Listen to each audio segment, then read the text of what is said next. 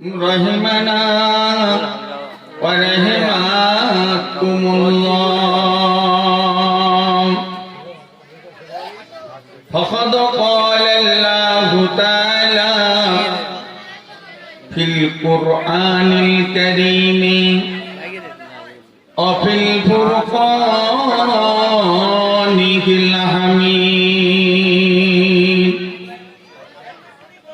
قد جاءكم من الله نور وكتاب مبين. قال رسول الله صلى الله تعالى عليه وسلم لا يؤمن أحدكم من أكون أحب إليه من والده ووالده الناس أجمعين. وقال الله تعالى آمرا ومخبرا آيات شان حبيب محمد صلى الله تعالى عليه وسلم. إن الله وملائكته يصلون على النبي يا أيها الذين آمنوا صلوا عليه وسلموا تسليما. درود اللهم صل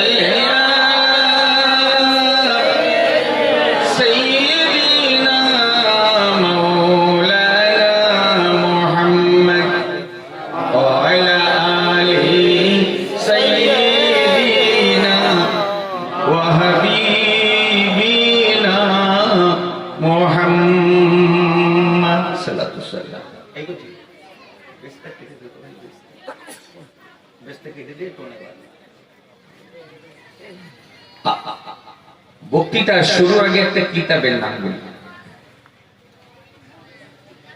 কিতাবটার নাম হলো খাসায়েসুল কুবরা আর কিতাবের লেখকের নাম হলো হযরত জালালউদ্দিন সিউতি রাহিমাহুল্লাহ। এই হযরত জালালউদ্দিন সিউতি রাহিমাহুল্লাহ একটা পৃথিবী বিখ্যাত কিতাব আছে, যে কিতাবটার নাম তাফসীরে জালালাইন শরীফ। বুঝতে পারছেন? মুসলমানদের ভিতরে তো বিভিন্ন ফিরকা আছে না, রাফিজি, খারিজি, মুতাজিলা, সুন্নাতুল জামাত, হিজবুল্লাহ আর ওয়াহাবি জামাত। তো প্রত্যেক দলমতের মাদ্রাসা আছে না? এটা হ্যাঁ না বলবেন? আছে, প্রত্যেক দলমতের মাদ্রাসা আছে। কিতাবটা এত গ্রহণযোগ্য কিতাব, প্রত্যেক দলমতের মাদ্রাসাতেই পড়ানো হয়। পৃথিবীতে এত গ্রহণযোগ্য এই কিতাবটা তাফসীরে জালালাইন প্রত্যেক দলমতের মাদ্রাসাতে পড়ানো হয়। এই হযরত জালালউদ্দিন সিউতি রাহিমাহুল্লাহ আমার নবীর বড় আশিক, ঠিক আমাদের মতো তো নাকি। আমরা যেমন রাসূলকে ভালোবাসি, তিনি এরকম ভালোবাসতেন। তিনি এত বড় আশিক, এত বড় দিয়ানা। কিতাবের ভিতরে এসেছে কতবার রাসূলকে ঘুমের মাঝখানে দেখেছেন সেটা পরের কথা, কিন্তু রাসূলকে তার চর্মচোখে ৭৫ বার দেখেছেন। আরো জোরে বলা সুবহানাল্লাহ। জালালউদ্দিন সিউতি রাহিমাহুল্লাহ আমার রাসূলের মহব্বত ভালোবাসে।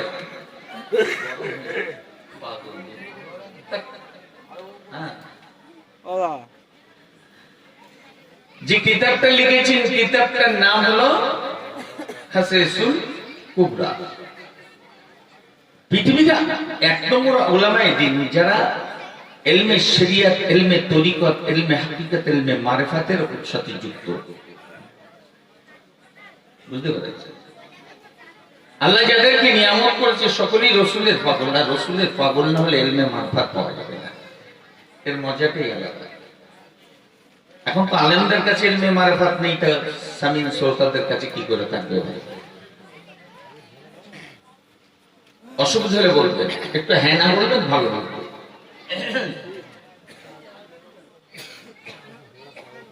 ভারত বিখ্যাত আলেম হুজুর হযরত আশরাফ আলী থানভী রাহমাতুল্লাহ আলাইহি আমার রাসূলের মহব্বতে সিরাত লিখেছেন, জীবনী লিখেছেন। এই কিতাবটার নাম হলো আন-নাসরুত্তি।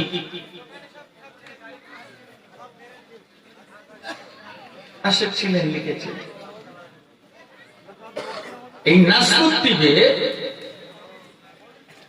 আমরা যে দরুদ শরীফটা পড়ি, যে দরুদটা এখনই পড়লাম, এই দরুদটা উনি লিখেছেন। আরো লিখেছেন এই দরুদটার নাম হলো দরুদে মুহাম্মাদি। জোরে বলুন সুবহানাল্লাহ। আজকে যে মজলিসে আমরা বসেছি, এই মজলিসটা কার? কার মজলিস? জোরে বলুন। জিকরে মুস্তাফা, আমার হাবিবের মজলিস, ঠিক কি না? তাহলে মজলিস যদি তার হয়, দরুদটা তার হওয়া দরকার আছে না নাই? কিন্তু কিছু কিছু ক্ষেত্রে আমরা দেখি, ভাই আমার কথাই বলি আমার উজু কম, আমি গুচু কম, বাংলা কথা জানি না, জ্ঞান খুব কম, আমি অল্প বুদ্ধিতে চলি। আজকে কিছু কিছু ওলামাদের দেখতে পাওয়া যায় নামাজের দরুদটা মজলিসে পড়ছে। পড়লে যে গুনাহ হবে কি অসুবিধা আছে? না, কিছু নাই। তো ওটা রাসূলুল্লাহ নামাজের মাঝখানে শিখিয়েছিলেন। মজলিসের দরুদ অনেক অনেক অনেক রয়েছে। কি ফাজাইল যিনি লিখেছেন,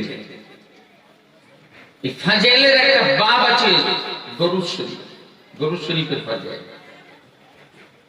বুঝতে পারছেন? তাই যা হোক, কথায় কথা বেড়ে যায়। এই খাসাইসুল কুবরার ভিতরে যে তথ্যটা লেখা আছে, সেই তথ্যটা বলার জন্য আপনাদেরকে বলছি। হযরত জালালউদ্দিন সুয়ুতী রাহিমাহুল্লাহ লিখেছেন, অন্য মাসে 70টা মিলাদ শরীফ, সারা বছর মিলাদ হয়। মিলাদ মানে রাসূলুল্লাহ জন্ম বৃত্তান্ত আলোচনা, আর সিরাত মানে রাসূলের জীবন আদর্শের উপরে আলোচনা। মিলাদ আর সিরাতের ভিতরে একটু পার্থক্য আছে, বুঝতে পেরেছেন? উনি লিখেছেন অন্য মাসে মিলাদ হয় 70টা মিলাদ শরীফ, আর এই রবিউল আউয়াল শরীফের মাসে একটা মিলাদ শরীফ সে অপেক্ষা শ্রেষ্ঠ। জোরে বলা যাবে সুবহানাল্লাহ। আমি কিতাবের নাম বলেছি। কিন্তু উনি আরো লিখলেন অন্য মাসে 70 বার দরুদ শরীফ পড়া, আর রবিউল আউয়াল শরীফের মাসে একবার দরুদ শরীফ পড়া সে অপেক্ষা উত্তম। সুবহানাল্লাহ। আরো জোরে সুবহানাল্লাহ। সেই জিকিরে মুস্তাফার মজলিসে বসেছে, যে যার জিকির করাটা আবার আল্লাহ কোরআনে হুকুম করেছেন। আল্লাহ জানিয়েছেন ওয়ারাফানা লাকা যিকরুক, আয় আমার হাবিব আপনার প্রশংসার মর্যাদাকে আমি আল্লাহ বাড়িয়ে দিয়েছি। সুবহানাল্লাহ। আরো জোরে বলুন সুবহানাল্লাহ। কিন্তু পৃথিবীর এক শ্রেণীর, এদেরকে কি বলবো আমি ভাষায় পাই, ইহুদিদের দালাল বলবো না, বুঝে আবুল আহমের উত্তরসূরি বলবো, মিলাদের কথা শুনলো নাক শেখে, কেউ হারাম বলে কেউ বেদাত বলে। বুঝতে পেরেছি? আজকে জিকরে মুস্তাফাতে বসেছি, দোয়া করুন আল্লাহ সেই হাবিবের শানে দুটো একটি কথা বলার তৌফিক দেন। ভাই রাসূলের শানে পৃথিবীর কোন মানুষের পক্ষে বলে শেষ করা সম্ভব নয়। কেন? যার প্রশংসা খোদ আল্লাহ করছেন, তার প্রশংসা পৃথিবীর মানুষের পক্ষে করা সম্ভব নয়। সেই রাসূলের শানে কারোর জন্য জবান বন্ধ না যায়। উচ্চ আওয়াজে সোনার মদিনায় আমরা একটু সালাম পৌঁছে দিই। আল্লাহুম্মা সাল্লি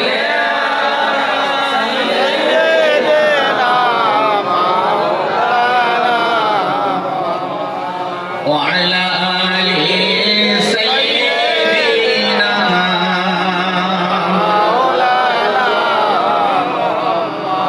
ও যার কদম চুমে ধন্য আরশ, ও যার কদম চুমে ধন্য আরশ, সিদরাতে মুনতাহা। মারহাবা মারহাবা বলো, মারহাবা মারহাবা, মারহাবা মারহাবা বলো, মারহাবা ইয়া রাসূলুল্লাহ। আল্লাহুম্মা সাল্লি আলা সাইয়্যিদিনা মাওলানা মুহাম্মদ ওয়া আলা আলি সাইয়্যিদিনা মাওলানা। দয়ার নবীর মিরাজ রাতি, আমার নবীর মিরাজ রাতি, জিবরাইল আমিন এলেন বরাক সাথে। আগে আগে জিবরিল পিছে কমলিওয়ালা, আগে আগে জিবরিল পিছে কমলিওয়ালা। মারহাবা মারহাবা বলো, মারহাবা মারহাবা, মারহাবা মারহাবা বলো, মারহাবা ইয়া রাসূলুল্লাহ। আল্লাহুম্মা সাল্লি আলা সাইয়্যিদিনা মাওলানা মুহাম্মদ ওয়া আলা আলি সাইয়্যিদিনা মাওলানা। সুবহান রাব্বিকা রাব্বিল ইজ্জাতি আম্মা ইয়াসিফুন ওয়া সালামুন আলাল মুরসালিন walhamdulillahi rabbil alamin। লা ইয়ামকিনু সানাউ কামা কানা হাক্কাহু। আজ খোদা বুজুর্গ তুই কিসায়ে মুক্তাসার। আল্লাহ পাকের দরবারে অসংখ্য জানাই, অসংখ্য শুকরিয়া জ্ঞাপন করি যে আল্লাহ আমার মতো গুনাহগারকে আপনাদের মতো নেককার সালেহিনদের খেদমতে, জাকিরিন শাকিরিন মুহিব্বিন নামাজি সমাজে আল্লাহ ওয়ালাদের কাছে আনিয়েছেন।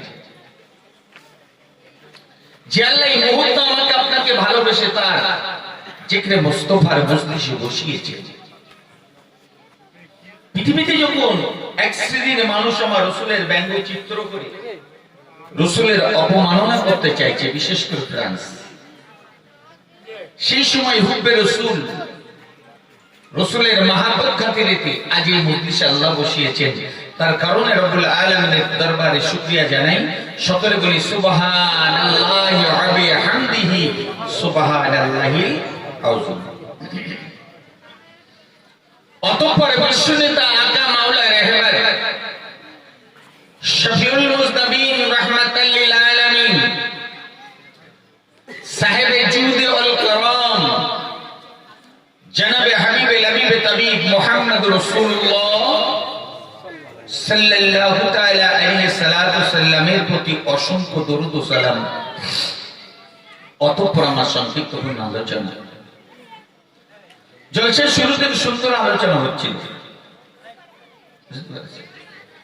ওলামা দিন রাখছেন নামাজের আগে, তরুণ তেজস্বী ওলামা দিন আপনাদের কাছে সুন্দর আলোচনা করছেন কোরআন ভিত্তিক। আপনারা শুনছিলেন আমার রাসূলের শান কোরআনে আল্লাহ পাক বিভিন্ন জায়গাতে বিভিন্ন অবস্থাতে বর্ণনা করেছেন। হাবিবকে তিনি এতটা ভালোবেসেছেন,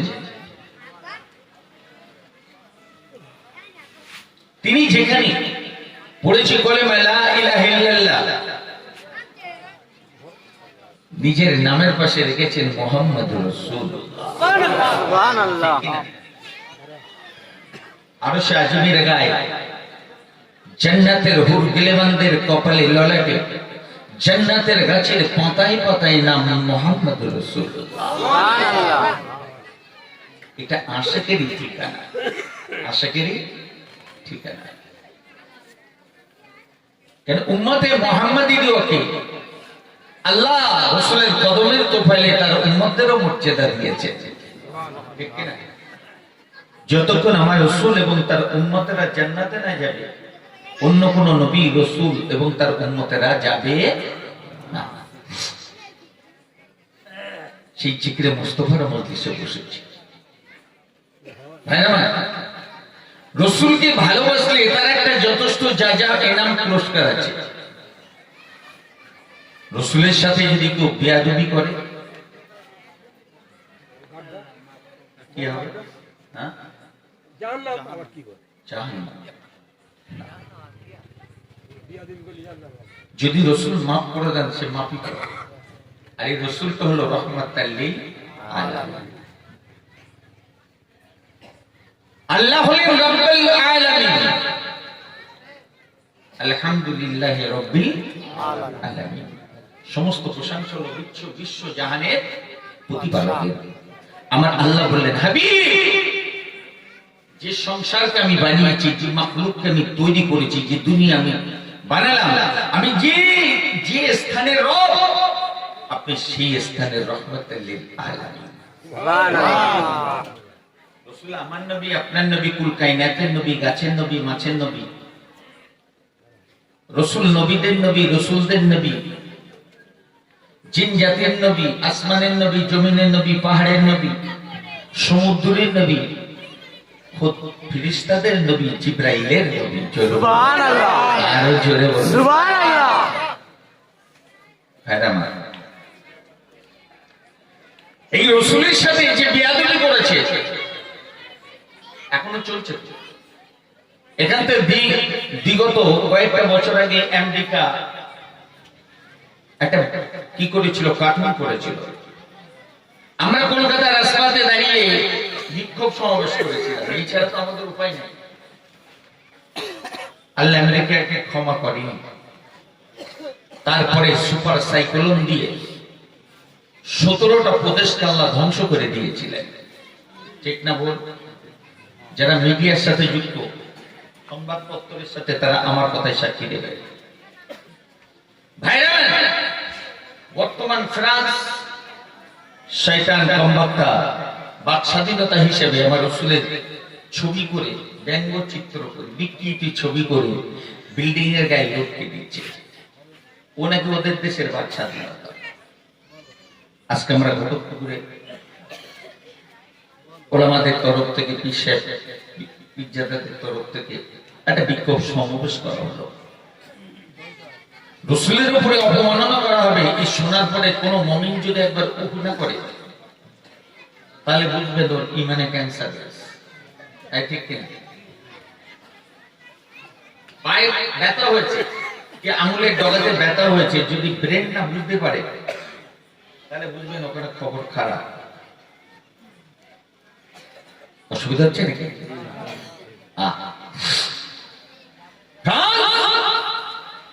আমি আশা রাখি নিঃসন্দেহ অচিরে আল্লাহর গজবে পতিত হবে। সবে দুটো হয়েছে। 104 বছর তৈরি করতে লেগেছিল একটা গির্জা। এখান থেকে বিগত প্রায় 3 সপ্তাহের কাছাকাছি সময় হঠাৎ শর্ট সার্কিট হলো, মানে কারেন্টের, বিদ্যুতের হলো। সেই গির্জাটা আগুন ধরে গেল। একদিন নয়, দুদিন নয়, 214টা ইঞ্জিন 4 দিন চেষ্টা করে আগুনটা নিয়ন্ত্রণ নিয়ে এনেছে। বুঝে গেছে? আল্লাহর মার হবে না? হবে না? যে আলেম হোক আর জালেম হোক, মূর্খ হোক আর পণ্ডিত হোক, আল্লাহ কাউকে ছেড়ে দেননি। নবী মুসা আলাইহিস সালাতু সাল্লামের কাছে একটা কিতাব আল্লাহ দিয়েছিলেন, আসমানি কিতাব। এই কিতাবটার নাম হলো তাওরীত। এই তাওরীতের কিতাবের ভিতরে কেউ তাওরীত বা কেউ তাওরাত বলে। নবী মুসা আলাইহিস সালাতু সাল্লামের নাম আছে 4 জায়গায়। কিন্তু অন্তরের কান দিয়ে শুনুন, কয় জায়গায় আছে? আর আমার নবী আপনার নবী কুল মাখলুকাতের নবীর নাম আছে ৭২টা জায়গায়। সুবহানাল্লাহ, জোরে বলো সুবহানাল্লাহ। এই তৌরাতের একটা আলেম ছিল, নবী মুসার একটা মহব্বতের উম্মত, এর নাম হলো আবুল হারেসা। কি নাম বললাম? আবুল হারেসা। ও তৌরাত পড়তে পড়তে সহ্য করতে পারছে না, যে কিতাবটা তো আমার রাসূলের উপরে। সে আখিরি জামানার নবী কবি আসবে তার ঠিক ঠিকানা নাই, তার নাম ৭২টা জায়গায় না হয়। আমি ৭০টা নাম কেটে দেবো, আমার রাসূলের নাম থাকবে ৪ জায়গায়, আর এই নবী মুহাম্মদের নাম থাকবে 2 জায়গায়। ও কুল্লু তার হিকমত সৌত আলেম। কলম দিয়ে নয়, তলোয়ারের টোকা দিয়ে তৌরাতের পৃষ্ঠা থেকে আল্লাহর হাবিবের নামগুলোকে তুলে দিতে শুরু করেছে। নাউজুবিল্লাহ। ৬৯ হলো, ৭০টা নাম যেই কেটেছে অমনি আল্লাহ পাক তারে ফেরেশতা বানিয়েছে, তাই তো? আল্লাহর গজবে পতিত হয়ে আল্লাহ তাকে একটা গোসাপ বানিয়ে দিয়েছে। সুবহানাল্লাহ, আরো জোরে বলুন সুবহানাল্লাহ। সকালবেলা নবী মুসা আলাইহিস সালাম দেখছে তার বেডের উপর একটা গোসাপ পড়ে রয়েছে। কি আছে? গোসাপ। কারো বিছানাতে যদি এসব জিনিস থাকে মানুষ স্বস্তি পাবে বলে মনে হয়? লাঠি দিয়ে গুতাচ্ছে, এখানে কেন যা, ও তো ধরে না, জোরে গুঁতো দেয়। আর গোসাপ বলে, নবী মুসা আমি গোসাপ নাই, আমি হলাম আপনার আবুল হারেসা। তোর এই পড় কেন? আবুল হারেসা ডেকে বলেছিল, নবী মুসা কালিমুল্লাহ আলাইহিস সালাতু সাল্লাম, আপনি শুনে নিন, জেনে নিন, আমি তাওরাত পড়তে ৭২টা জায়গায় আখিরি নবীর নামটাকে আমি দেখেছি, আমি সহ্য করতে পারি নাই। আপনার নাম হলো ৪ জায়গায়, তার নাম হলো ৭২ জায়গায়। এটা আপনার উপরে এসেছি, আমি আপনাকে ভালোবেসেছি। তৌরাতের পাতা থেকে আমি চিন্তা করেছি ৭০টা নাম গায়েব করে দেব, 2টো নাম থাকবে, আপনার নাম থাকবে ৪ জায়গায়। আমি ৬৯ থেকে ৭০ নাম্বার নামটা জমনি কেটে দিয়েছি। অমনিতে আল্লাহর গজবে আমার এই পরিণতি।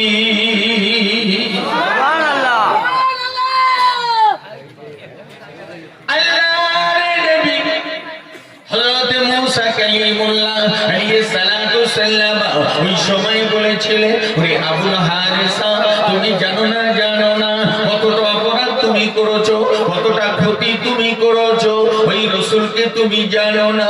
আবুল হারেসা বলে, ওগো কালিমুল্লাহ, আমি তো না জেনে করেছি, আপনাকে ভালোবেসে করেছি। আল্লাহর নবী মুসা কালিমুল্লাহ আল্লাহর সাথে দিদার করে কালাম করলে, ডাকিয়ে বললেন, আল্লাহ আমার আবুল হারেসা না বুঝি ত্রুটি করেছে, আপনি আবুল হারেসাকে মাফ করে দিন, আবুল হারেসাকে ক্ষমা করে দিন, আবুল হারেসাকে মাফ করে দিন। আমার আল্লাহ বলেন, নবী মুসা তোমার দোয়া মকবুল নয়, আমি আবুল হারেসাকে মাফ করতে পারি না। নবী মুসা বলে, আল্লাহ কেন মাফ করবেন না? আল্লাহ পাক ডাক দিয়ে বলে, মুসারি আবুল হারেসা তো আমার কাছে অপরাধ করে নাই, বেয়াদবিটা করেছে আমার রাসূলের সাথে। আমার রাসূল যদি মাফ না করে আমি তারে মাফ করতে পারি না।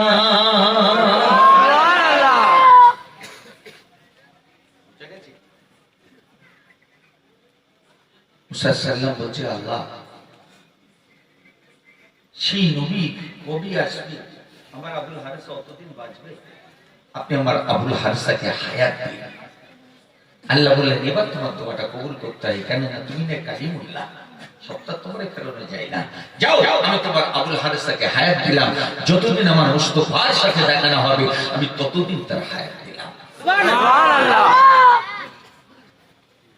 আবুল হারেসা শুনে বলছে, মুসা কালিমুল্লাহ, জীবনে যে অন্যায় করেছি, অন্যায় তো শেষ নাই, এখন আমি কিভাবে পরিত্রাণ পাবো?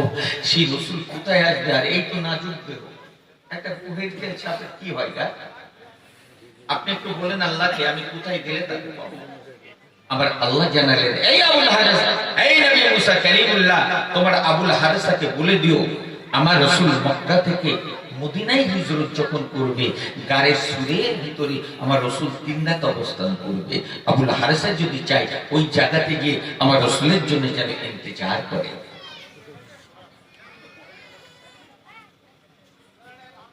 এখানে একটা প্রশ্ন আছে, প্রশ্নটা কি বলুন? রাসূল কি নবুয়ত পেয়ে মদিনা হিজরত করলেন, না মক্কাতে তিনি নবুয়ত পেয়ে বেশ কিছুদিন ছিলেন? আল্লাহ পাক আবুল হারেসাকে আরো শাস্তি দেওয়ার জন্য এই সময়টি স্টে করে দিয়েছে, যে আমার মুস্তাফা আসবে, আমার মুস্তাফার কাছে তুই মাফ চাইতে হবে না, তোর আরো একটু পানিশমেন্ট হওয়ার দরকার। বুঝা গেছি? যদিও আপনাদের জানা, তথাপিও বলছি, এই আবুল হারেসা মুসা সালাতু সাল্লামের স্থানকাল ছিল প্যালেস্টাইন, ফিলিস্তিন। এই ফিলিস্তিনতে বুকে হিসতে হিসতে হিসতে এই সাপটা চলে এসেছে গাড়ের সুরের ভিতরে। যে গাড়ের সুর রাসূলুল্লাহ মদিনায় যাওয়ার পথে অবস্থান করেছিলেন, আমার রাসূলের আগমনের জন্য এই সাপটা প্রতিদিন 2 বার করে গাড়ের সুরকে পরিষ্কার করতেন। সে রাসূলকে ঠাকাই করে চিনেছিল। গাড়ের সুরের ভিতরে গর্ত ছিল না, রাসূলের ইস্তেকবাল নাই, তার মোলাকাত পাওয়ার আশায় এই সাপটা গাড়ের সুরের ভিতরে অসংখ্য গর্ত কেটেছিল। কেন? একটা গর্ত যদি বন্ধ হয়ে যায় তাহলে তো বেরোতে পারবে না। যদিও আপনাদের জানা, হযরত সিদ্দিকুল আকবর যখন আপনার হিজরতের রাত্রিতে গাড়ের সুরের ওখানে পৌঁছে গিয়ে নিজের পাকড়ি ছিঁড়ে ছিঁড়ে দিয়েছেন, আপনারা জানেন, একটা অবশিষ্ট, এটাই রাখতে গোড়ালি লাগিয়ে আছে। আব্বা জান ভাই জানেরা, এই যুবকেরা জওয়ানেরা, পাতিকালের আম্মা জানা পামুনিরা, কানপুরে শুনে যান জেনেয়া, আল্লাহ কোন নবীর উম্মত আমাকে আপনাকে বানিয়েছে, আল্লাহর উম্মত আমাকে আপনাকে তৈরি করেছে, যার উম্মত হওয়ার জন্য নবী ঈসা রূহুল্লাহকে দিয়েছেন, নবী মুসা কালিমুল্লাহকে দিয়েছেন, অন্যান্য নবী আলাইহিস সালাতু সাল্লামকে দিয়েছেন, কিন্তু আমায় আপনাকে কাটতেই হলো না। আল্লাহ পাক কোন কামলি ওয়ালার উম্মত আমাকে আপনাকে বানিয়েছে, এর শুকরিয়া আদায় করে শেষ করতে পারবেন না। আব্বা জানকে বলবো, নবী মুসা কালিমুল্লাহ এই উম্মতটা ওই গাড়ির সুরাতে অবস্থান করছে, হে বাবাজি সমস্ত গর্তগুলো তো বন্ধ করে দেয়া রয়েছে, বন্ধ করা। হযরত সিদ্দিকুল আকবর পায়ের গোড়ালি দিয়ে ঠেলে দিয়ে তিনি কায়দা করে বসেছেন, আমার রাসূলুল্লাহকে ইস্তেকবাল জানিয়েছেন, আসুন আপনি চলে আসুন। আল্লাহ রাসূলুল্লাহর হাবিব আমার মুস্তাফা আলাইহিস সালাতু সাল্লাম গুহার ভিতরে ঢুকে পড়ে হযরত আবু বকরের উরুর উপরে, রানের উপরে মাথা দিয়ে তিনি আরাম করছে।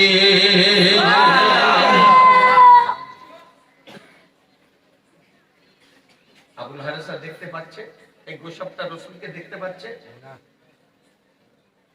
তাহলে বুঝতে কি করে রাসূল এসেছে? রাসূলুল্লাহ নূরানি দেহের জান্নাতের খুশবুতে উপলব্ধি করেছে।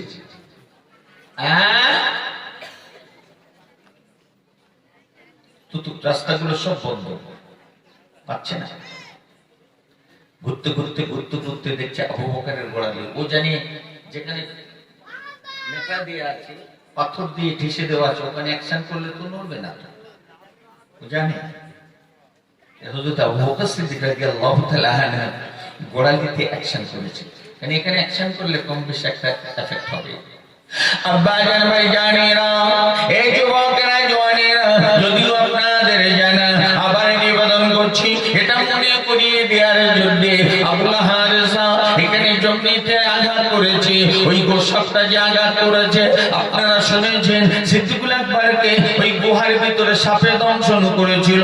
এটা দুনিয়ার কোনো সাপ না, এটা গজবী সাপ। আল্লাহ আবুল হারেসাকে সাপ বানিয়ে রেখে ওখানে পাঠিয়ে দিয়েছিলেন। এই সোনার চাঁদ মানিকেরা জমি দংশন করে করেছি, বিষের ক্রিয়াতে জ্বালায় অস্থির হয়ে পড়েছে, বিষের জ্বালা সহ্য করতে পারে না। হযরত সিদ্দিকুল আকবরের আকবরের কোন দিয়ে পানির ফোঁটা নেমে যাচ্ছে, বারবার মুছে নিচ্ছে। আমার মুস্তাফা আলাইহিস সালাতু সাল্লাম কোলের উপরে শুয়ে রয়েছে, পানির ফোঁটা যেন না পড়ে, পা তিনি নাড়াতে পারছেন না। কিন্তু কি বলবো,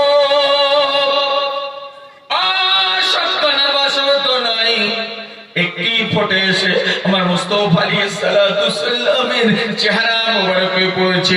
যেমনি চেহারা মোবারকে পড়া আমার রাসূলুল্লাহ ওই সময় চোখটা খুলে বলেছিল, আবু বকর লা তাখাফ ইন্নাল্লাহ মা'ানা। এই আবু বকর ভয় করো না, আমাদের সাথে আমাদের আল্লাহ আছে। জোরে বলো সুবহানাল্লাহ। ইমানদারদের সাথে কি আছে? আল্লাহ। জোরে বলো আল্লাহ। ওদা কার? আল্লাহ। নাসরুম বিনাল্লাহি ফাতুন করিম ওয়াবাশশিরিল মুমিনিন। অসুবিধা হচ্ছে নাকি? আব্বা জান ভাই জানেরা, আল্লাহ রাসূলের হাবিব মুক্তাসার কথা বলছি।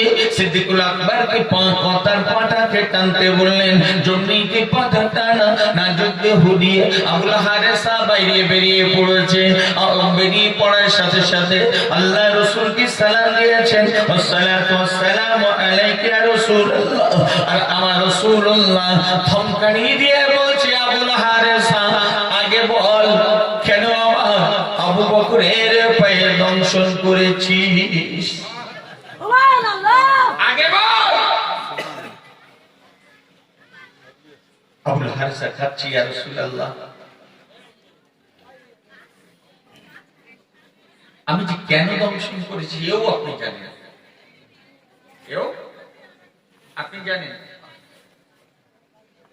আজ পৃথিবীতে আমার নাম কারোর মনে নাই, আমার বাপের নামও কেউ জানে না। আপনি যখন আমার বাপের নামের সাথে যোগ করে আমার নামটা ডেকেছেন, তাহলে নিঃসন্দেহে জানেন আমি কোন অপরাধের অপরাধী। তবে আমি না জেনে করেছিলাম, আপনি আমাকে মাফ করে দিন। রহমাতুল লিল আলামিন।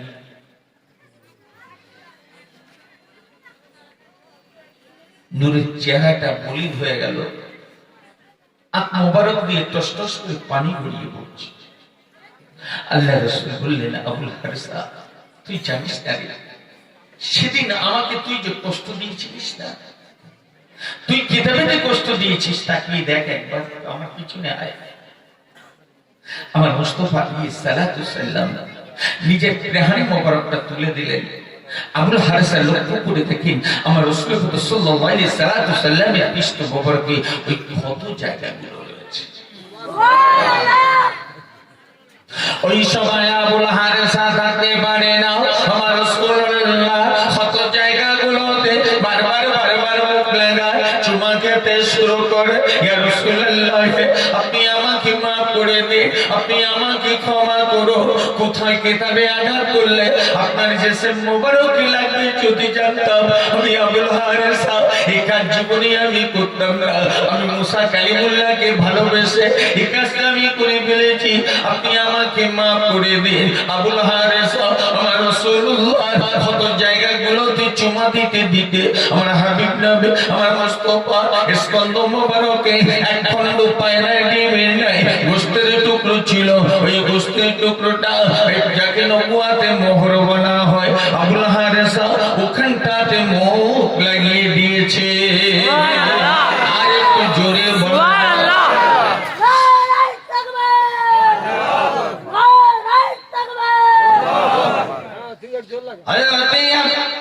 আমার মুস্তাফা নবী। আলহামদুলিল্লাহ বসিরহাট থেকে আমার শ্রদ্ধভাজন বড় ভাই এসেছেন, একটু তাকবীর দেন। নারে তাকবীর, আল্লাহু আকবার, নারে তাকবীর, আল্লাহু আকবার। সিলসিলায়ে হক মুজাহিদের জামান জিন্দাবাদ, সিলসিলায়ে হক ফুরফুরা শরীফ জিন্দাবাদ, সিলসিলায়ে হক ফুরফুরা শরীফ জিন্দাবাদ। আলা হযরত আলহাজ মাওলানা আবুল কালাম সাহেব জিন্দাবাদ।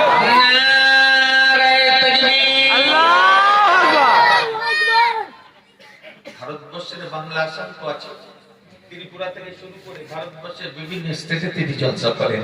সেই তারপরও ওপার বাংলাতে ভীষণ জনপ্রিয়তা আল্লাহ পাক তাকে দান করেছেন। জোরে বলুন আল্লাহু আকবার। আমি গুনাহগারের পরে তিনি আসলেন, বুঝতে পারছেন? তবে একটু টেনশন। আমার খাতায় সময় লেখা ছিল 7টা 9টা, গ্রামে একটা মিলাদ হচ্ছে। আর জানান তো গ্রামের লোক আগে বলে, গ্রামের লোক আগে বলে, ওরা শেষই ভাই আগে করো, নেই শেষে করো, ওকে একটু করে দিয়ে যাও, আর নেই শেষ করে দিও। আমি কি মুসিবতে বলি, যদি বলেছি আমি 11টায় পৌঁছাবো, আমি 9টায় ছাড়বো, হাসতে হাসতে 11টায় চলে যাবো। মানে আল্লাহ পাক যদি ইজ্জত রাখে তো থাকবেন, না থাকবে না। দোয়া করেন না আমার মুস্তাফার কদমের বরকতে আল্লাহ যেন রাখেন। টেনশন করছিলাম ভাই যদি দেরি করে আরো যদি মুসিবত হবে, আল্লাহর মেহেরবানি তারা কামিয়ে দিয়েছেন। কিন্তু উনিও অসুস্থ, বুঝতে পেরেছেন? আল্লাহ আর শরীরে সুস্থতা দান করুক, সকলে বলুন আল্লাহ। কোন নবী উম্মত করেছেন, একটা জিকির করে শেষ করতে পারবো না। আবু হারিসা এই নবুয়তের মুহূর্তকে বারবার চুমে দিচ্ছেন, চোখের কোণ দিয়ে পানি তো সেটা নবুয়তের মোহরের উপরে পড়েছে। আমার মুস্তাফা নবী আলাইহিস সালাতু সাল্লাম বললেন, আবু হারিসা রে, যে জায়গায় তুই মুখ লাগিয়েছিস, তোর চোখের পানি যে জায়গাটাতে রেখেছিস, আমার মুস্তাফার পক্ষে আর তোর মতি রাগ করা সম্ভব নয়। আমি সেই জায়গায় কসম করে বলছি, তোরে মাফ করে দিলাম। আরো জোরে বলুন সুবহানাল্লাহ। আজকের যুগে ভাই কোন অমুসলমান যদি রাসূলের সাথে বিয়াদবি করে, তাদেরকে পথে এড়িয়ে দিচ্ছি, কারণ মাথা কেটে দিচ্ছি, কত কি করছে। একবার চিন্তা করেছেন, আমার মতো টুপিওয়ালা, আমার মতো পিরহান পরা দাড়িওয়ালা ইসলামের ভিতরে ঢুকে ইহুদিদের দালাল হয়ে আমার রাসূলের সাথে কত কটূক্তি করছে, ঠিক না বল? যারা সোশ্যাল মিডিয়ার সাথে রয়েছেন, আপনি বলুন। কেউ বলছে রাসূল মূর্খ ছিল, জোরে বলুন নাউজুবিল্লাহ, আরো জোরে বলুন নাউজুবিল্লাহ। শয়তানের বাচ্চা, শয়তান, এত ইলম তোমার হয়েছে, তুমি রাসূলকে ভুল ধরছো। যার সামনে আমার আল্লাহ বলেন, ইন্নাকা লাআলা খুলুকিল আযীম, হে আমার রাসূল, জগতের বুকে আপনাকে উত্তম চরিত্রে আমি তৈরি করেছি। সুবহানাল্লাহ, আরো জোরে বলুন সুবহানাল্লাহ। যার আদর্শ পাশ্চাত্যের একজন লেখক, নাম যার মাইকেল ইসহাক, সে একটা মুনি ঋষিদের জীবনী লিখলো, 100 জন মুনি ঋষিদের জীবনী। সর্বপ্রথম যে নাম টানলো, আমার নবী, আপনার নবী হাবিবুল্লাহ মুহাম্মদুর রাসূলুল্লাহ। সুবহানাল্লাহ। খ্রিস্টানরা বললেই মাইকেল ইসহাক, এই কথা, তুমি জিসাস ক্রাইস্টের ভক্ত হয়ে খ্রিস্টান হয়ে ইসলামের নবী মুহাম্মদ সাল্লাল্লাহু আলাইহি ওয়াসাল্লামের নামটা আগে কেন আনলেন? উনি বললেন, দেখো আমি 100 জনের ভিতরে যে রিসার্চটা করেছি, এই মানুষটার জীবনে কোন ছত্রে আমি কোন ত্রুটি পাইনি। আমি যদি তাকে 2 নম্বরের জায়গায় দিতে চাই, আমার মনের দংশনে আমি বাঁচতে পারবো না। এটা আমার মানবিকতার প্রশ্ন, আমার হিকমত, তাই আমি তাকে প্রথম রেখে দিয়েছি। আরেকবার চিৎকার মেরে বলুন সুবহানাল্লাহ। এই মৌলবি খুঁজে খুঁজে দেখছে, বলতে রাসূল মূর্খ ছিল। আমাদের বসিরহাট এলাকায় এক গজব আছে, ও বলতে বলতে বলছে রাসূল ওয়াদা খেলাপ করেছে। আমি বললাম, আল্লাহ যতদিন হায়াতে বাঁচাই যেন মুখ না আমাকে দেখায়। আমি মুস্তাফার গোলাম, গোলামের বাচ্চা গোলাম, মুস্তাফার গোলামি, মুস্তাফার হুকুম ছাড়া আর আমার কোনো আমল নাই। আল্লাহ যদি মুস্তাফার কদমে রাসূলকে আমাকে নাজাত দেন, আমার আমল আমাকে নাজাত দিতে পারবে না। তার দয়া আমার মুস্তাফার কদমের বাবার কথা। ভাইরা আমার, আমি আপনাদের কাছে নিবেদন করে যাই, রাসূল নবী ইল উম্মি, উম্মি শব্দের অর্থ মূর্খ বা নিরক্ষর, তাই তো? আমরা বসিরহাট থেকে এসেছি, আপনারা আমাদের কি বলবেন? বসিরহাটি। যারা মক্কায় বাস করে তাদের মাক্কি বলে, মদিনায় যারা বাস করে মাদানি বলে, ঠিক কিনা? মক্কার এক নাম, আজকের নাম মক্কা, এর আগের নাম ছিল বাক্কা। কি নাম ছিল? কোরআন শরীফে এসেছে বাক্কা। হাজী সাহেব আমার কথায় সাক্ষী দেবেন, মক্কা শরীফের অনেক দোকানের ওই আর কি বলে সাইনবোর্ড বলে, ওতো লেখা আছে বাক্কা, অনেক জায়গাতে। মক্কাকে সেই সময় উম্মুল কোরা বলা হতো। কি বলা হতো? উম্মুল কোরা। এই উম্মুল কোরআন থেকে মক্কাবাসীদেরকে উম্মি বলা হয়, সেই সুবাদে আমার রাসূলকে নবী ইল উম্মি বলা হয়েছে। জোরে বলুন সুবহানাল্লাহ। এখানে মূর্খ মানে নিরক্ষর না। আমার রাসূল যদি মূর্খ থাকতেন তাহলে আবুল হারিসার নাম ধরে রাখতে পারতেন। আল্লাহ সৃষ্টির আগে এবং পরে সমস্ত ইলমকে আমার মুস্তাফাকে দান করেছিলেন। সুবহানাল্লাহ। বললেন আর রহমান আল্লামাল কোরআন। যে আল্লাহ আপনাকে দয়া করে কোরআন শিক্ষা দান করেছেন। সুবহানাল্লাহ। কোরআনের ইলম যার আছে তার কোন জিনিসের কমি আছে? যে ইলম আল্লাহ দ্বারা। আবার বলছে না জিবরাইল করে দিয়েছিল। জোরে বলুন নাউজুবিল্লাহ। নাউজুবিল্লাহ। কানার ঘরে কানা কিতাবও পড়ে না মনে হয়। দুটো জিনিস ওর আছে, হয় ওর ঘরে কিতাব নাই, আর নাই চোখের দোষ আছে, আর না তোর মনের দোষ আছে। অন্তরে যদি নেফাক হয়, মুনাফিকি থাকে, ও হাজার বলল আবু জেহেলের কাছে ও মস করেছিল, মস করছে রাসূলুল্লাহ, তারপর ওর হেদায়েত নসিব হয়নি। অসুবিধা হচ্ছে না। সিরাত অনেক শুনেছেন, সময় হিসাবে তো একটু শোনাবো আপনাদের, কিন্তু বুকে বড় যন্ত্রণা তাই বলছি। যে আমার মুস্তাফার সামনে যে বিয়াদবি করেছে আল্লাহ তাকে ছেড়ে দেয়নি, আল্লাহ তাকে ক্ষমা করেছে। যেই হোক, আলেম হোক আর জালেম হোক, রাসূল আপনার হুদায়বিয়ার সন্ধির কথা শুনেছেন না? রাসূল মক্কা থেকে মদিনায় হিজরত করার পরে সাহাবীদের অন্তরে খানায়ে কাবা বাইতুল্লাহর জন্য উমরা করার নিয়ত হয়েছিল। রাসূলুল্লাহ সাহাবীদেরকে নিয়ে উমরা করতে বাইতুল্লাহতে যাচ্ছিলেন। যেতে যেতে মহাজ্ঞানী নবী চিন্তা করলেন, এই অবস্থাতে যদি মক্কাবাসী আমাদের উপরে অ্যাটাক করে, কারণ অনেকদিন পরে আমার সঙ্গী সাথীরা রয়েছে, তাহলে তো রক্তক্ষয় হবে। তাই তিনি কি করলেন, হুদায়বিয়া নামক একটা জায়গাতে বসে পড়লেন। হযরত আবু বকর নাউজুবিল্লাহ, হযরত উসমান গনি রাদিয়াল্লাহু তাআলা আনহুকে পাঠিয়ে দিলেন। পাঠিয়ে দিয়ে খবরটা নিচ্ছেন, অবস্থাটা কি। ওরা ওখানে রটিয়ে দিয়েছে, উসমানকে কতল করা হলো, এটা পরিস্থিতি। আল্লাহ রাসূল বললেন, সাহাবীরা তোমাদের ভাই উসমান যে শহীদ, এখন তোমরা কি করবে? সাহাবীরা হাত তুলে বলেন, ইয়া রাসূলুল্লাহ, দেহেতে এক ফোঁটা রক্ত থাকতে আমরা ফিরে যাব না। ওখানে একটা বায়াত হয়, বায়াত দুই হাতে বায়াত, একে বায়াতে রিদওয়ান বলা হয়। বর্তমান যুগে কিছু আলেমরা বলে পীর মুরিদি বায়াত নেয়। বায়াত চার প্রকার, আজকে বলবো না, বললে মূল জায়গা থেকে আমি সরে যাবো। যা এখানে চুক্তিপত্র হয়, ছোট করে বলছি। এই চুক্তিপত্র যখন হলো, লেখা আছে বিসমিল্লাহ, প্রথম লেখা আছে বিসমিল্লাহির রহমানির রহিম, নিচে লেখা আছে আল্লাহ এবং তার নবী মুহাম্মদ রাসূলুল্লাহ তরফ থেকে চুক্তিপত্র। ভালো করে বুঝুন কথাটা। লিখেছেন কি হযরত আলী কারামাল্লাহু আজহু। এর নিচে শর্তগুলো লাগানো, এটাই তার হেডলাইন। মক্কা কাফের আবু জেহেল, আবু লাহাব, উতবা, শুয়াইবা, দিগরে কাফের এসে বলল, মুহাম্মদ আমরা এই চুক্তিপত্রে সই করব না। কেন? যে চুক্তিপত্রে সই করলে ওই যে আল্লাহকে মানে, ওরা আল্লাহকে মানত, কিন্তু নবী মুহাম্মদ রাসূলুল্লাহকে মানত না। আচ্ছা, আমাদের দেশে, সমগ্র বিশ্বেতে, আমাদের দেশেও আছে কাদিয়ানী বলে একটা জামাত আছে। এরা খতমে নবুয়তকে মানে না, লা ইলাহা ইল্লাল্লাহ পর্যন্ত পড়ে, মুহাম্মদ রাসূলুল্লাহ মানতে চায় না। কেউ তো টুপি মাথায় দিয়েছে, খুব সাবধান, ইমানটা কি করে রাখবে,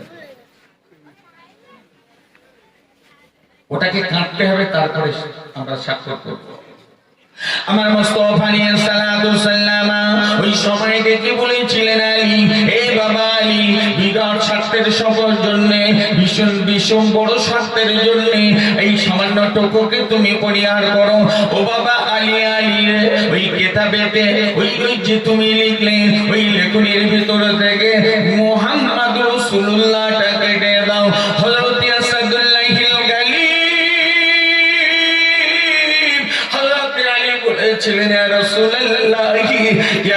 হাবিবাল্লাহ, আমার পিতামাতা দিওকে আপনার কদমে কুরবানি করে দিলাম।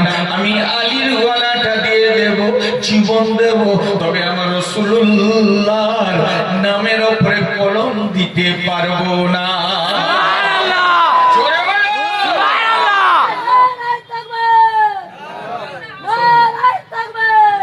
মুসলমান, রসুলের জন্য তোমার জান কাঁদে না? আহা, কি বলবো, হযরত আলী কাঁদছেন, জানেন এই আলীকে? বুঝতে পেরেছেন? আমাদের দেশের কথিত আছে রামচন্দ্র বাবরি মসজিদের ভেতরে জন্মগ্রহণ করে, ঠিক কিনা? আর হযরত আলী তার মা খানায় কাবা তওয়াফ করছিলেন, লব্বাইক আল্লাহ খানায় কাবা তওয়াফ করছে, তালবিয়া পড়ছে, লব্বাইক আল্লাহুম্মা লব্বাইক লব্বাইক লা শারীকা লাক লব্বাইক। এই তালবিয়া পড়ে ঢুকছে, হঠাৎ পেন উঠেছে পেটে। আল্লাহর শান কাবার দরজাটা খুলে গেল, মা ভিতরে গেলেন, প্রসব করলেন, যে বাচ্চাটা হলো ওই বাচ্চাটা হলো হযরত আসাদুল্লাহিল গালি, যার জন্মটা কাবার ভিতরে। রসুলকে যখন কেউ রসুল বলে মানেনি, মা খাদিজার পাশে থেকে রসুলের পেছনে থেকে নামাজ পড়ছিলেন। এই সেই আল্লাহ তার মর্যাদা কম দেয়নি। হযরত আলী বললেন, আমার জীবন দেবো, তবু আমি কলম চালাতে পারবো না। আমার মুস্তাফা আলাইহিস সালাতু সাল্লাম ওই সময় বলেছিল, আলী রে, তাহলে তুমি আমার কাছে দিয়ে দাও, কলমটা দিয়ে দাও, ওই লেখনীটা তুমি আমার কাছে দাও। একবার বলুন না, এই সময় দেখতে পাওয়া যায় আমার রাসূলুল্লাহ কলমখানা নিয়ে নিজের নামের উপরে, যেখানে মুহাম্মদ রাসূলুল্লাহর তরফে এই কথাটা লিখে রয়েছে, তিনি কলম দিয়ে কেটে দিয়েছিলেন।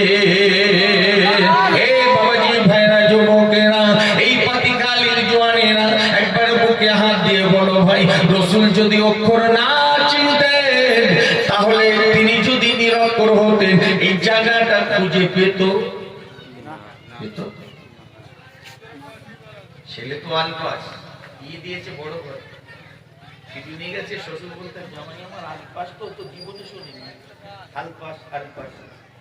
একেবারে ইংরেজি খবরের কাগজ এনে দেখেছে, জামাইকে নাস্তা বাড়ি করে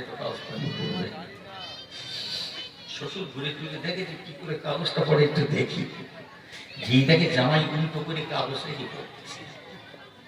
শ্বশুর বুদ্ধি করেছে, বিরাট পণ্ডিত, অসুবিধা নেই।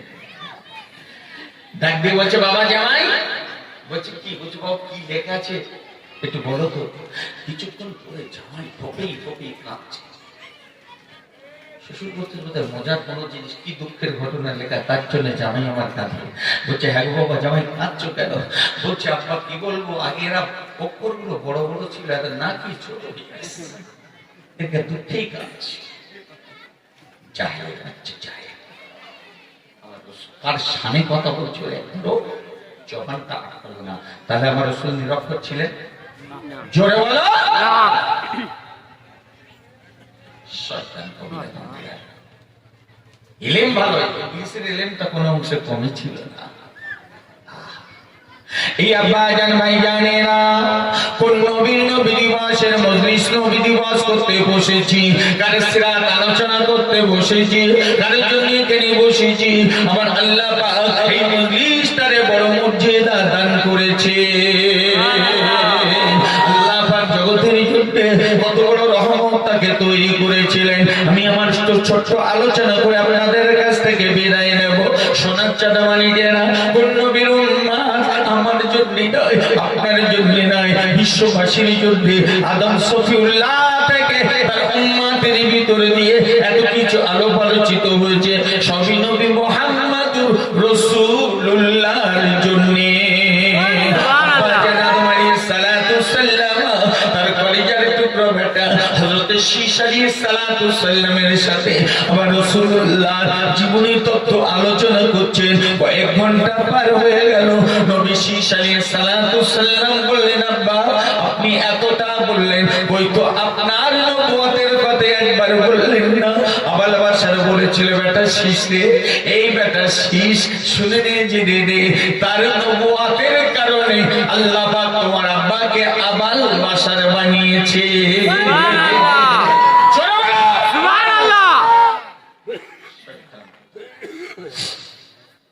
এরপরেও বলছে এখন আবার মাথায় আর এক বাস করেছে।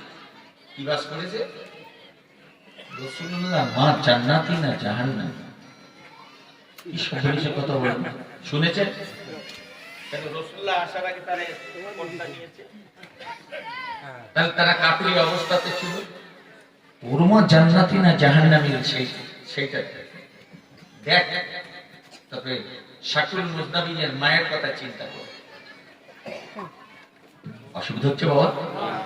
হাজি এটা হ্যাঁ বলো, রাগ করবেন। শোনা যে তারা আপনার ওয়াজের মাস কিতাব তো পড়েননি, ওয়াজের মাসখানে শুনেছেন হযরতে আমিনা এবং তার আব্বাজান আশুরার রোজা রাখতেন, ঠিক কিনা? শুনেছেন? রোজা যদি তারা রাখে, তারা ছিল দ্বীনে ইব্রাহিমের উপরে, ইব্রাহিম আলাইহিস সালাতু সাল্লামের দ্বীনের উপরে তারা আমল করত। চলে বলেন সুবহানাল্লাহ। কোন কথা বলবো? একটা জায়গায় একটু না বললেন হয়, তাদের ঈমানটা কোথায়? রাসূলুল্লাহ যখন তার মায়ের পেটে, আমাকে পেটে ধরে আমার স্ত্রী স্বপ্ন দেখে, এই আমার মা স্বপ্ন দেখেছে, আমার বাচ্চাকে পেটে ধরে আমার গিন্নি স্বপ্ন দেখেছে, ঠিক কিনা? পৃথিবীর সকল মা যখন গর্ভবতী হয় তখন তারা স্বপ্ন দেখে ভাই। এর একটা সাইকোলজি আছে, এ বলতে গেলে অনেক সময় লাগে। কেন তারা স্বপ্ন দেখে বুঝতে পেরেছেন? রাসূলুল্লাহকে নিয়ে রাসূলুল্লাহর আম্মা জান স্বপ্ন দেখছে। তবে শুনে যান, একটা কথা বলে দিয়ে যায়। কিতাবটার নাম হলো মাদারেজুন নবুওয়াত, লেখক হলে মুহাদ্দিস দেহলভী আব্দুল হক মুহাদ্দিস দেহলভী রাহমাতুল্লাহ আলাইহি। রাসূল আমাদের মতো তো দূরের কথা, যে মৌলবী ব্যাখ্যা করেছে না বাশারুন মিসলুকুম, রাসূল তোমাদের মতো রাসূলের শান কমাতে কমাতে কমাতে আমার মতো টুপিওয়ালা জুব্বাওয়ালা পিরাহানওয়ালা কমাতে রাসূলকে সাধারণ মানুষের পাশে বসিয়েছে, ওমর বকর জায়েদ খালিদের পাশে এনেছে, ঠিক কি না?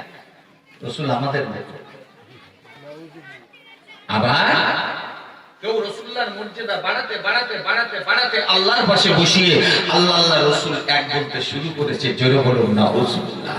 এটা শিরক। আল্লাহই আল্লাহ, আল্লাহ খালিক, রাসূল মাখলুক। আল্লাহর পরে যদি কারো মর্যাদা হয় সে আল্লাহ রাসূল, রাসূলুল্লাহ আল্লাহ নয়। শোনাচ্ছেন মানে কেন? হযরত আমিনা রাদিয়াল্লাহু তাআলা আনহা স্বপ্ন দেখছেন 10টা ব্যাটারির ভিতরে তারা আব্দুল্লাহর 10 ভাই, তা ফার্স্ট এন্ড লাস্ট, 1 নম্বর হারিস, শেষ হলো আব্দুল্লাহ। এই দুই জায়গায় খুব বড় মিল।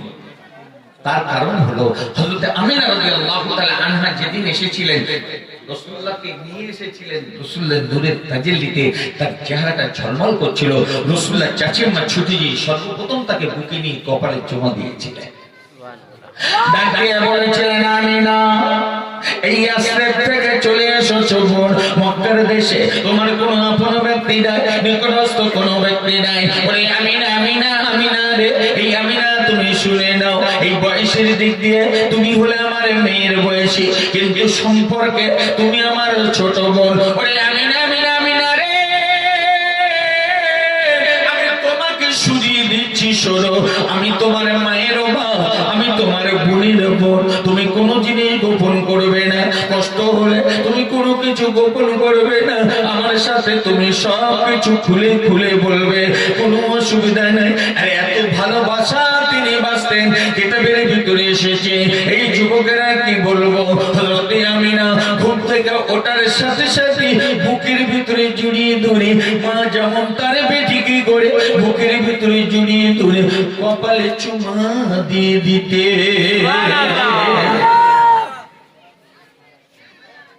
ঘুমাতে যাওয়ার আগে দেখে নি তো, শোন কাছে আয়, কপালে চুমা দিয়ে বলতো যা ঘুমাতে যাই, ঘুমাস, শরীর খারাপ করিস না, রাত জাগিস না। বুঝতে পেরেছি? আব্বা জান ভাই জানেরা, এই পাতিখালির যুবকেরা জওয়ানেরা, আল্লাহ পাক কোন নবী উম্মত আমাকে আপনাকে করেছে, কিন্তু দিন যায় রাত যায় সময় যায়, একদিন রাসূলুল্লাহর চাচি আম্মা জান ডাক দিয়ে বলছে, আমিনা এ বোন আমিনা, একটা কথা সত্যি করে বলবি বোন, আমাদের ছোট ভাই আব্দুল্লাহ রোজগার করে দুটো পয়সা বাপজির হাতে তুলে দেয় না, সংসারে দেয় না, কিন্তু তোর সাজা গোজা তো ঠিক হচ্ছে। ভাই ভাই সংসার হলে পাহারাদার আছে না নাই? থাকে না? থাকে না? থাকে তো করে ও চকি দেয়, কে কত দিচ্ছে না, বলছি তুমি এত দাও, মেজু ভাই এই দেয়, তুমি তো রাখতে পারো না। এই জিনিস আপনাদের পাতিখালিতে নাই। তুমি সব দাও। বুঝা গেছে? রাসূলুল্লাহ চাচি আম্মা হযরত আমিনাকে ডেকে বলছে, আমিনা রাত্রে ঘুম আসতো না, মনে হয় সারা রাত চর্চা করে ব্যাপারটা। এ কথা শুনে হযরত আমিনা কেঁদে ফেলেছে। বলছে আবার কাঁদে? আমিনা বলিস, আমি তোর মায়ের মতো, আমার কাছে গোপন করার কিছু নেই, তোর অনিষ্ট আমি করতে পারি না। জবান জবান হযরত আমিনা ডেকে বলেছিল, বুবু গো, ও বুবু জান বুবু, আপনি এমন করে বলবেন না, আমার স্বামী নিয়ে আমার হযরত আব্দুল্লাহকে আপনি অপবাদ দেবেন না। না না না না না, আমার স্বামী নিয়ে আমার হযরত আব্দুল্লাহ কোনো পয়সা রোজগার করে না, আমার জন্য কিছু কিনে আনে না। রাসূলুল্লাহর চাচা আম্মা জান ওই সময় বলেছিল, আমিনা এ কোন কথা তুমি বলছো, মিথ্যা কথা কেন বলছো? সুগন্ধ তেল তোমার মাথায় লাগানো রয়েছে, ওই তেলটা বাড়িতে তৈরি হয় না, মক্কার বাজার থেকে কিনতে হয়। ওরে আমিনা, আমিনা রে, দেখছো আমিনা, এটা বাড়িতে তৈরি হয় না, মক্কার বাজার থেকে কিনতে হয়। এমনি করে তুমি আর মিথ্যা কথা বলতে চাও না। হযরত আমিনা ওই সময় কেঁদে ফেলে বলেছিল, বুবু গো, আপনি বিশ্বাস করবেন কি করবেন না জানি না, তবে আপনি শুনে নিন, আমি এখনো বলছি, আমার প্রাণের স্বামী আব্দুল্লাহ আমার জন্য কিছু কেনে না। আমি আমিনা আমিনা রাতের বেলা যখন ঘুমিয়ে যায়, কিবা কারা যেন এসে আমার মাথার বিন্নি বেঁধে দিয়ে যায়, কিবা কারা যেন এসে আমার গায়ে খুশবুদার তেল লাগিয়ে দেহটা একটু ম্যাসেজ করে দিয়ে যায়। আর যাওয়ার সময় আমার হাতি আমার পায়ে চুমু খেয়ে চলে যায় আর বলে, মারহাবা আমিনা।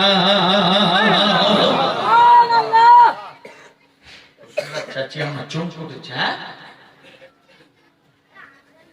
বলিস কি রে আমিনা, স্বপ্ন তো ভালো না, স্বপ্ন ভালো না।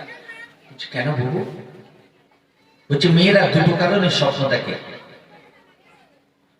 দুটো কারণে মেয়েরা স্বপ্ন দেখে। কি কারণ বাবু? বলছে প্রথম কারণ হলো যদি সে মা হতে যায়। আল্লাহ রাসূলের জন্য হযরত আমিনা ডেকে বলেছিল, বাবু গো, আমি কেমনে বুঝবো আমি মা হতে চলেছি? রাসূলুল্লাহর চাচি আম্মা কপালে চুমা দিয়ে বলেছিল, আমিনা তুমি কি পাগলিনী বোঝো না? পৃথিবীর সকল মেয়েরা বোঝে, পৃথিবীর মেয়েদের স্বাভাবিক নিয়মটা যে ঋতু পিরিয়ড কাল রয়েছে, এই পিরিয়ড কালটা তাদের বন্ধ হয়ে যায়, এই সময়ে তারা উপলব্ধি করে তারা মা হতে চলেছে। এই কথা শোনার সাথে সাথে হযরত আমিনা রাদিয়াল্লাহু তাআলা আনহা আমার তাহিরা মা দেখে বলেছিল, বুবু গো, আমি এ থেকে পবিত্র রয়েছি, আমার পিরিয়ড কাল স্বাভাবিক রয়েছে, আমি সম্পূর্ণ কুমারী মেয়েদের মতো আছি। হযরত আমিনা এই কথা শুনে রাসূলুল্লাহ চাচি আম্মা বলছে, তাই হয়েছে? কি হয়েছে? বলছে তাহলে তোর ভূতি ধরেছে। এই ভূত টুত লাগে নাকি আপনাদের দেশে? দেশে ভূত আছে?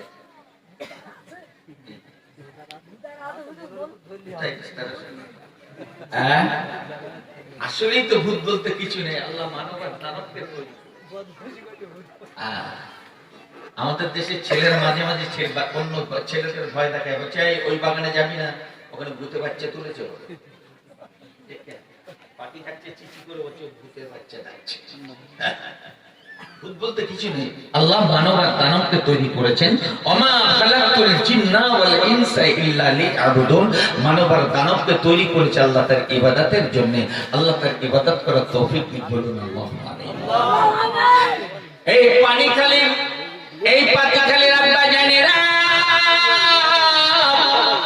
আমার রাসূল তো দূরের কথা, আল্লাহ তার আম্মাকে কত বড় নিয়ামত তৈরি করেছিলেন। একবারে কান করে শুনুন না, আজ তথ্য ভিত্তিক একটু কেটে কেটে আপনাদের কাছে শুনিয়ে যায়, একটু কান খুলে শুনুন। হযরতে আমিনা বলছি, গো তাহলে কি খবর? বলে ভূতে ধরেছে। ভূত বলতে কিছু নেই, অযথা ভূতের নামে আমরা ভয় পাই। হযরতে আমিনার মুখটা মলিন হয়ে গেছে। রাসূলুল্লাহর চাচি আম্মা ডাক দিয়ে বলছে, আমিনা টেনশন করার কোনো কারণ নাই, চিন্তা করার কারণ নাই। খানায় কাবায় যাব, ভূতের নামে মানত করে একটা লোহার বালা হাতে পরিয়ে দেব, চমচম করে ভূত পালাবে। এই তোমরা জানার কাটি আছে? আছে? আমাদের ছেলেগুলো শীত পাঞ্জাবি হয়ে সাথে ভালো দিচ্ছে, আমাদের মেয়েরা বালা পড়ে কি?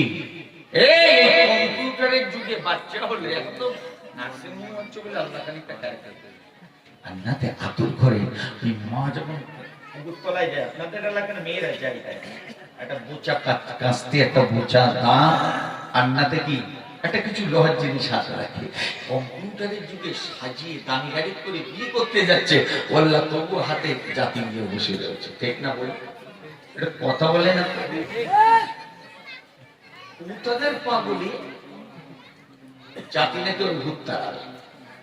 তওবা তওবা তওবা। আল্লাহ রাসূল বলেছেন, মান তাসাব্বা বিকওমিন ফাহুয়া মিনহুম।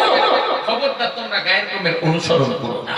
এই অনুসরণ থেকে হাত ধরে পায়ে ধরে নিবেদন করছে, এই যুবক, ও মা, আল্লাহ ছাড়া হেফাজতকারী কেউ নাই।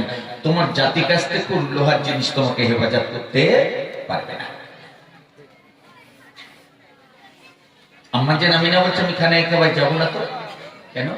এই যে রাসূলের আম্মা জান, খানায় কাবাতে 360টা নকল খোদা রয়েছে, ওরা 360 দিনে বছর গুনতো, তাই 360টা খোদা 1 2 3 এই করে বছর চলতো। যাবেন না তিনি?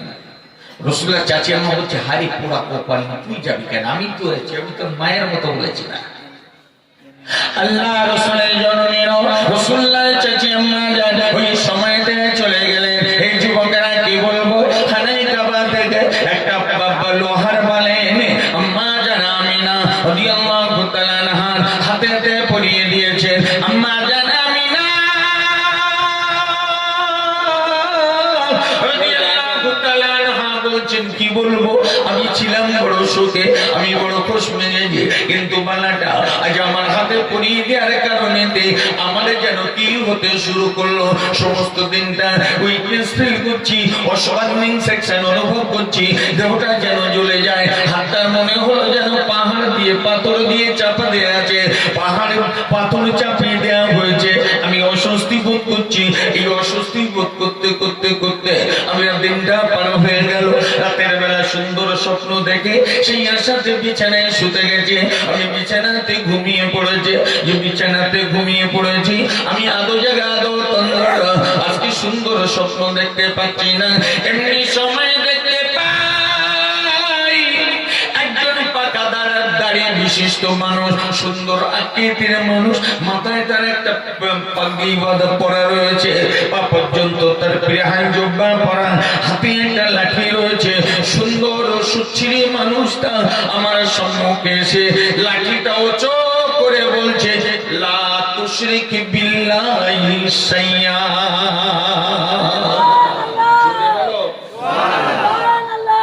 এই আমিনা, খবরদার যেন আল্লাহর সাথে শরীক করিস না।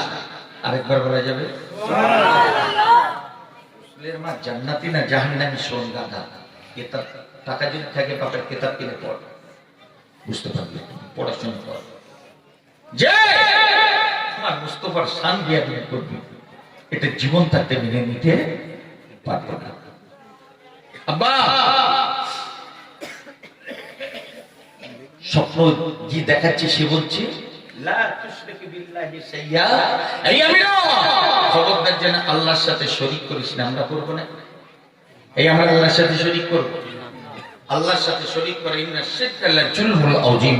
শরীক করাটা, অংশীবাদী করাটা হলো সবথেকে আল্লাহর উপর অত্যাচার করা। আল্লাহ আমাদের শিরকের গুনাহ থেকে হেফাজত করুক। জোরে বলুন আল্লাহ।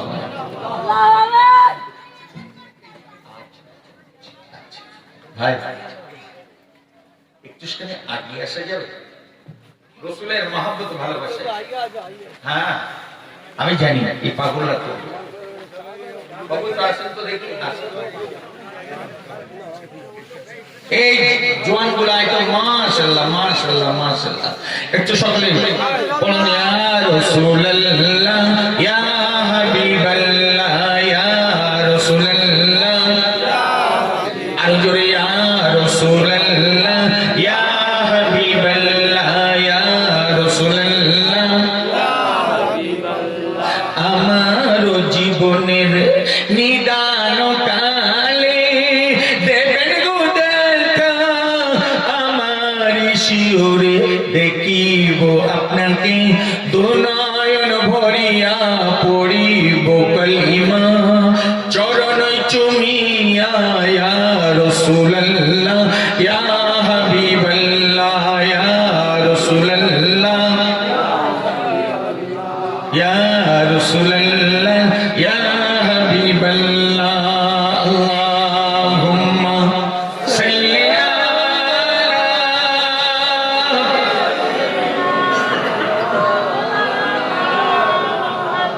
ওয়া আলা আলি সাইয়্যিদিনা। তাহলে আম্মা জান আমিনা কি স্বপ্ন দেখছে? মুরব্বিরা রয়েছেন, বেয়াদবি যাবেন না। একদিন আমার গিন্নি বলছে, সকালবেলা উঠছে আর উঠছে সমস্ত দেহ টাঁটিয়ে বেড়াচ্ছে, কি হলো? বলছে কালকে ওদের ওই কালো গরুটা এত ত্রাণ তাড়িয়েছে সমস্ত রাত। আমার সেই মিথ্যে কথা বলার জন্য কোন জায়গায় মাস্টার কি করেছে? থাকলে আমার ঘরের ভিতরে গেট ডিগ্রি লাগানো, আমার কাছে শোন, আর তোমার মাঠে গরু তা বলছে না হুজুর এই তোমাদের সাথে কথা বলার মতো নাই, হয় একটু পানি পড়ে দাও আর নাতে কারো কাছে একটু ব্যবস্থা করে দাও। বুঝতে পেরেছি? এটা আমাদের দিক দিতে। আর রাসূলের মা তাহিরাকে আল্লাহ বড় তাহিরা বানিয়েছে, আমিনাকে আল্লাহ তাহিরা বানিয়েছিলেন। জোরে বলুন সুবহানাল্লাহ। কিতাবটার নাম বলতে যে ঘুরে চলে এসেছে, কিতাবটার নাম কি বলছি? মাদারুজ্জুন নবুওয়াত। উনি কিতাবের ভিতরে লিখেছেন আমাদের জন্ম যেভাবে হয়েছে রাসূলুল্লাহ পিতামাতার মাধ্যম দিয়ে আসাটা কমন নয়। জোরে বলুন সুবহানাল্লাহ, আরো জোরে বলুন সুবহানাল্লাহ। হযরত আব্দুল্লাহ বাসসজ্জায় শুয়ে আছে, ক্লান্ত দেহ, মক্কা থেকে যে ক্লান্ত হয়ে গেছেন, ঘুমিয়ে গেছেন। হযরত আমিনার বাচ্চায় চোখ খুলছেন না, চোখ খুলে দেখে ঘরটা আলোয় আলোকিত, সহ্য করতে পারছেন কোথা থেকে এলো আলো। ভালো করে চোখ, এই জ্যোতি যে একবার দেখেছে আল্লাহ তার মন প্রাণকে পাগল করে দিয়েছে। চোখটা খুলে দেখে হযরত আব্দুল্লাহ ঘুমিয়ে আছে, তার ললাট দিয়ে জ্যোতিটা বার হচ্ছে, নূরে মুহাম্মদ সাল্লাল্লাহু আলাইহি ওয়াসাল্লাম। লজ্জা শরম কোথায় হারিয়ে গেল? আব্দুল্লাহকে ডাকার দরকার হলো না, চুপি চুপি গুটি গুটি পাই এসে হযরত আব্দুল্লাহর মাথাটা চেপে ধরে কপালে চুমা দিয়ে দিলেন। একবার জোরে বলুন কিতাব ওই চুমা দেওয়ার কপালেতে নূরে মুহাম্মদ সাল্লাল্লাহু আলাইহি ওয়াসাল্লাম আল্লাহ পাক হযরত আমিনার গর্ভ ঝাপ করে দিয়েছে। সুবহানাল্লাহ, জোরে বলে সুবহানাল্লাহ। আমি কিতাবে লিখছেন যখন হযরতে মারিয়াম, হযরতে আসিয়া, হযরতে রহিমা তার ঘরেতে বসে আম্মা যে আমিনা বলছে কেউ আমার মুখটা ধরে আদর করছে, কেউ আমার হাতটা ধরে মেসেজ করে দিচ্ছে, আর একজন শুধু আমার পেটের উপরে হাত বোলাচ্ছে। আব্দুর মুহাদ্দিস দেহলভী রাহমাতুল্লাহ আলাইহি তার কিতাবের ভিতরে লিখেছেন আমাদের দুনিয়ায় আগমনটা আমার মায়ের জন্য থেকে, কিন্তু মুস্তাফাকে আমার আল্লাহ তার আম্মা জানের নাভি থেকে নিয়েছিলেন। আরো জোরে বলো নবীর উম্মত আল্লাহ আমাকে আপনাকে করেছেন। এই মুস্তাফার সামনে যদি কেউ বিয়াদবি করে, আমি বলবো যদি জান্নাত পেতে চাস অন্তত একবার আঘাত করে দেখিস। আল্লাহ তোর এই প্রতিবাদের কারণে তোর জান্নাতুল ফেরদাউস নসিব করে দেবে। জোরে বুঝতে পেরেছেন? বেশি চলে যায় অসুবিধা একটু হচ্ছে, আমি বুঝতে পারছি কেন ধারাবাহিক জীবনী শোনাই, কিন্তু আজকের পরিস্থিতি অনুপাতে বুক আমার ফিরে যাচ্ছে, সহ্য করতে পারছি না। বুঝতে পেরেছেন? এই কিছুদিন আগে আপনাদের লাগে একটা জলসায় আমি আসি, শুনলাম বেয়াদবি করার জিনিস ওখানে রয়েছে। আমার টাকা বড় না রসুল বড়? যা ওসিলাতে আল্লাহ আমার দুনিয়ার সমস্ত নাজ নিয়ামত দিয়েছে, বাপ দিয়েছে, মা দিয়েছে, বেটা দিয়েছে, বেটি দিয়েছে, আল্লাহ তার নিয়ামতকে দান করেছে। এই বেয়াদবের সাথে কি অর্থ রোজগার করা আর না করা সমান? আব্বা জান ভাই জানেনা, হযরতে আমিনা রাদিয়াল্লাহু তাআলা আনহা বলছেন এই অবস্থাতে আমি বড় ভয় পেয়ে গেলাম। ভয় পাওয়ার পরে প্রতিদিন সুন্দর স্বপ্ন দেখি, কিন্তু আজকের স্বপ্নের মৌসুমটা এমন হওয়ার কারণে আমি ভয় পেয়ে গেলাম। ঘুমের মাঝখানে আমি মুরব্বিকে জিজ্ঞাসা করলাম, মান আনতা ইয়া শাইখুল? ও মুরব্বি সাহেব আপনি কে? এমনি কথা জমনি বলা আমি স্পষ্ট ভাবে শুনতে পেলাম। আমার দিকে তাকিয়ে বলছে, আমিনা আনা ইব্রাহিমু খলিলুল্লাহ। আরেকবার জোরে বলা যায়, এই আমিনা, আমিনা আমি অন্য কেউ নই, আমি গোলাম নবী ইব্রাহিম আলাইহিস সালাতু ওয়াস সালাম। ইব্রাহিম সালাম কে? বংশ কে ভাই আমাদের? না না, আদি পিতা আদম আলাইহিস সালাম, ইনি হলেন জাতের পিতা। মিল্লাতুকুম আবি ইব্রাহিম। আল্লাহ বলেন জাতের জনক করে, ফাদার অফ রিলিজিয়ন করে আমরা ইব্রাহিম খলিলুল্লাহকে দান করেছি। জোরে বলুন আহলে কুরাইশ ইব্রাহিম আলাইহিস সালাতু ওয়াস সালামকে খুব ভালো জানে, কারণ এই বংশটা তো ইব্রাহিম আলাইহিস সালাতু ওয়াস সালামের ওখানে চলে গেছে। জোরে বলো সুবহানাল্লাহ। ইব্রাহিম আলাইহিস সালাতু ওয়াস সালামকে আল্লাহ দুটো বেটা দিয়েছিলেন, দুই নবী দিয়েছিলেন। বড় বেটা ইসমাঈল জবিহুল্লাহ আর ছোট বেটা হযরত ইসহাক আলাইহিস সালাতু ওয়াস সালাম। ইসহাকের নসলে আল্লাহ 70,000 নবী রাসূলকে পাঠিয়েছিলেন, কিন্তু ইসমাঈল আলাইহিস সালাতু ওয়াস সালামের নসলে আমার নবী, আপনার নবী হাবিবুল্লাহকে আল্লাহ পাঠিয়েছেন। সুবহানাল্লাহ। আর আল্লাহ এই নবীটাকে, রাসূলটাকে সমস্ত নবীদের নবী, রাসূলদের নবী, রাসূল বানিয়েছেন। জোরে বলো সুবহানাল্লাহ। তাহলে ইব্রাহিম সালাতু ওয়াস সালাম কোনার কম বেশি জানেন। আম্মা জানামিনা বলেন আমি একটু শান্তি পেলাম।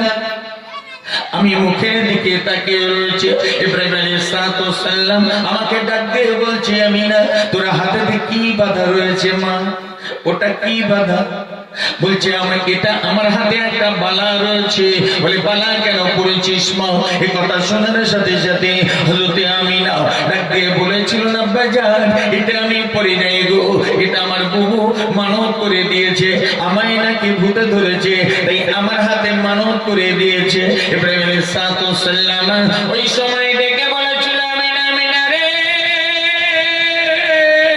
আল্লাহ আমার বেটাকে দিয়ে খানায় কাবাকে সংস্কার করিয়েছেন, আল্লাহ তোমার বেটাকে দিয়ে খানায় কাবাকে আবাদ করে দেবে।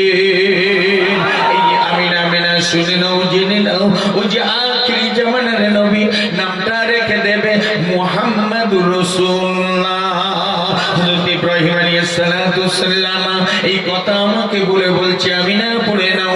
তিনি পড়তে শুরু করেছে, তিনি পড়ছেন, আমাকে বলছে তুমি পড়ো। তিনি বললেন, শাহাদু আল্লাহ ইলাহা ইল্লাল্লাহু ওয়া শাহাদু আন্না মুহাম্মাদান আবদুহু ওয়া রাসূলুহু।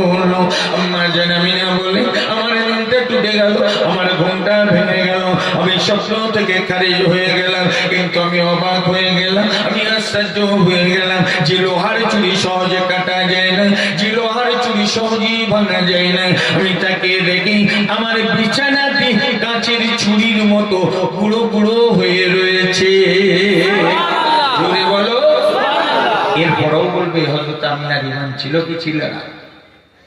এই সোনার চাঁদামানিকেরা আমার মুস্তাফার শানে কথা বললে চিন্তা ভাবনা করে বলা লাগবে।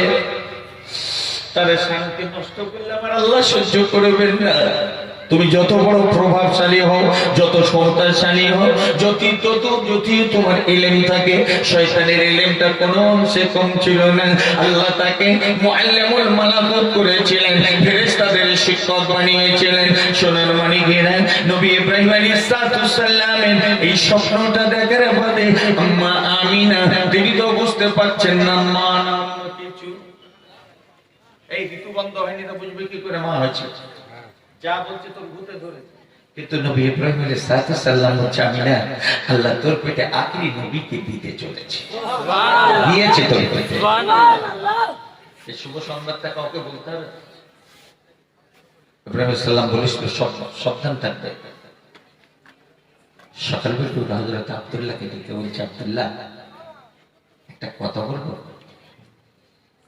হযরত আব্দুল্লাহ বলছে, বলো প্রাণের আমিনা, বলো। বলতে গিয়ে লজ্জায় আর বলতে পারছে না। এখন তো লজ্জার জ্বালায় আর রাস্তায় চলা যায় না, হাটে যায় রাত্রি, সেখানেও মৃত্যু উঠতে আল্লাহ বুঝতে পারছি। মরগুলো ঘরে মোচার বলতে যাক তোর ওষুধ কিনে আনে, একটু লজ্জাবতীকার বেটে খাওয়ানোর দরকার ছিল।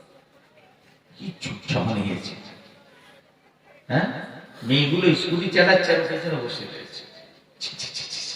তো ফাইনাল খাওয়ার দরকার। আল্লাহ কোরআনে আল্লাহ বললেন, আর রিজালু কাওয়ামুনা আলান নিসা, আমি নারী জাতির অভিভাবক করেছি পুরুষকে, আর আজকে আমাদের অভিভাবক মেয়েরা। হায় আল্লাহ, চিন্তা করে একবার চাক চাক চাক ওই জায়গায় চলে যায়। একবার তোর সুপত আল্লাহুম্মা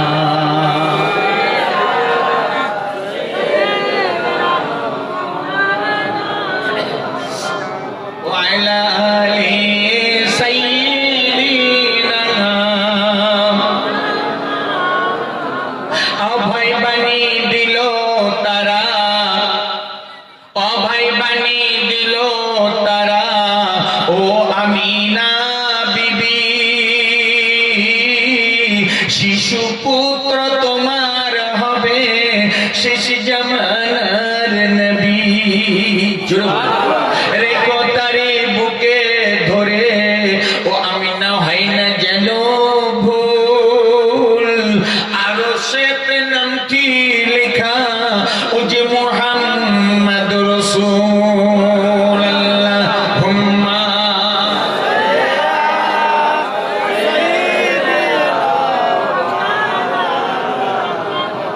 وعلى آل سيدنا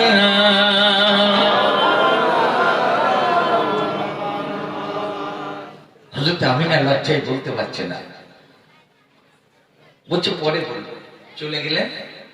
একদিন দুদিন যেতে না যেতে হযরত আব্দুল্লাহ জিজ্ঞেস করছে, কই আমিনা বললে না তো? আমার যেন আমিনার মুখটা লাল হয়ে গেল। হযরতে আম্মা জান মাথা নিচু করেছে। আল্লাহ রাসূলের আল্লাহ রাসূলের আব্বা জান হযরতে আব্দুল্লাহ ওই সময় বলেছিল, আমিনা তুমি বলবে তো, আমার না বললে তো আমার কি আসে যায়। এই আমিনা শুধুরাও জেনে না, তুমি এই কথাটা আমাকে বলতে চাচ্ছ। খানায় কাবার মাবুদ আমাকে বাপ বানাতে চলেছে। ওই আমিনা রে,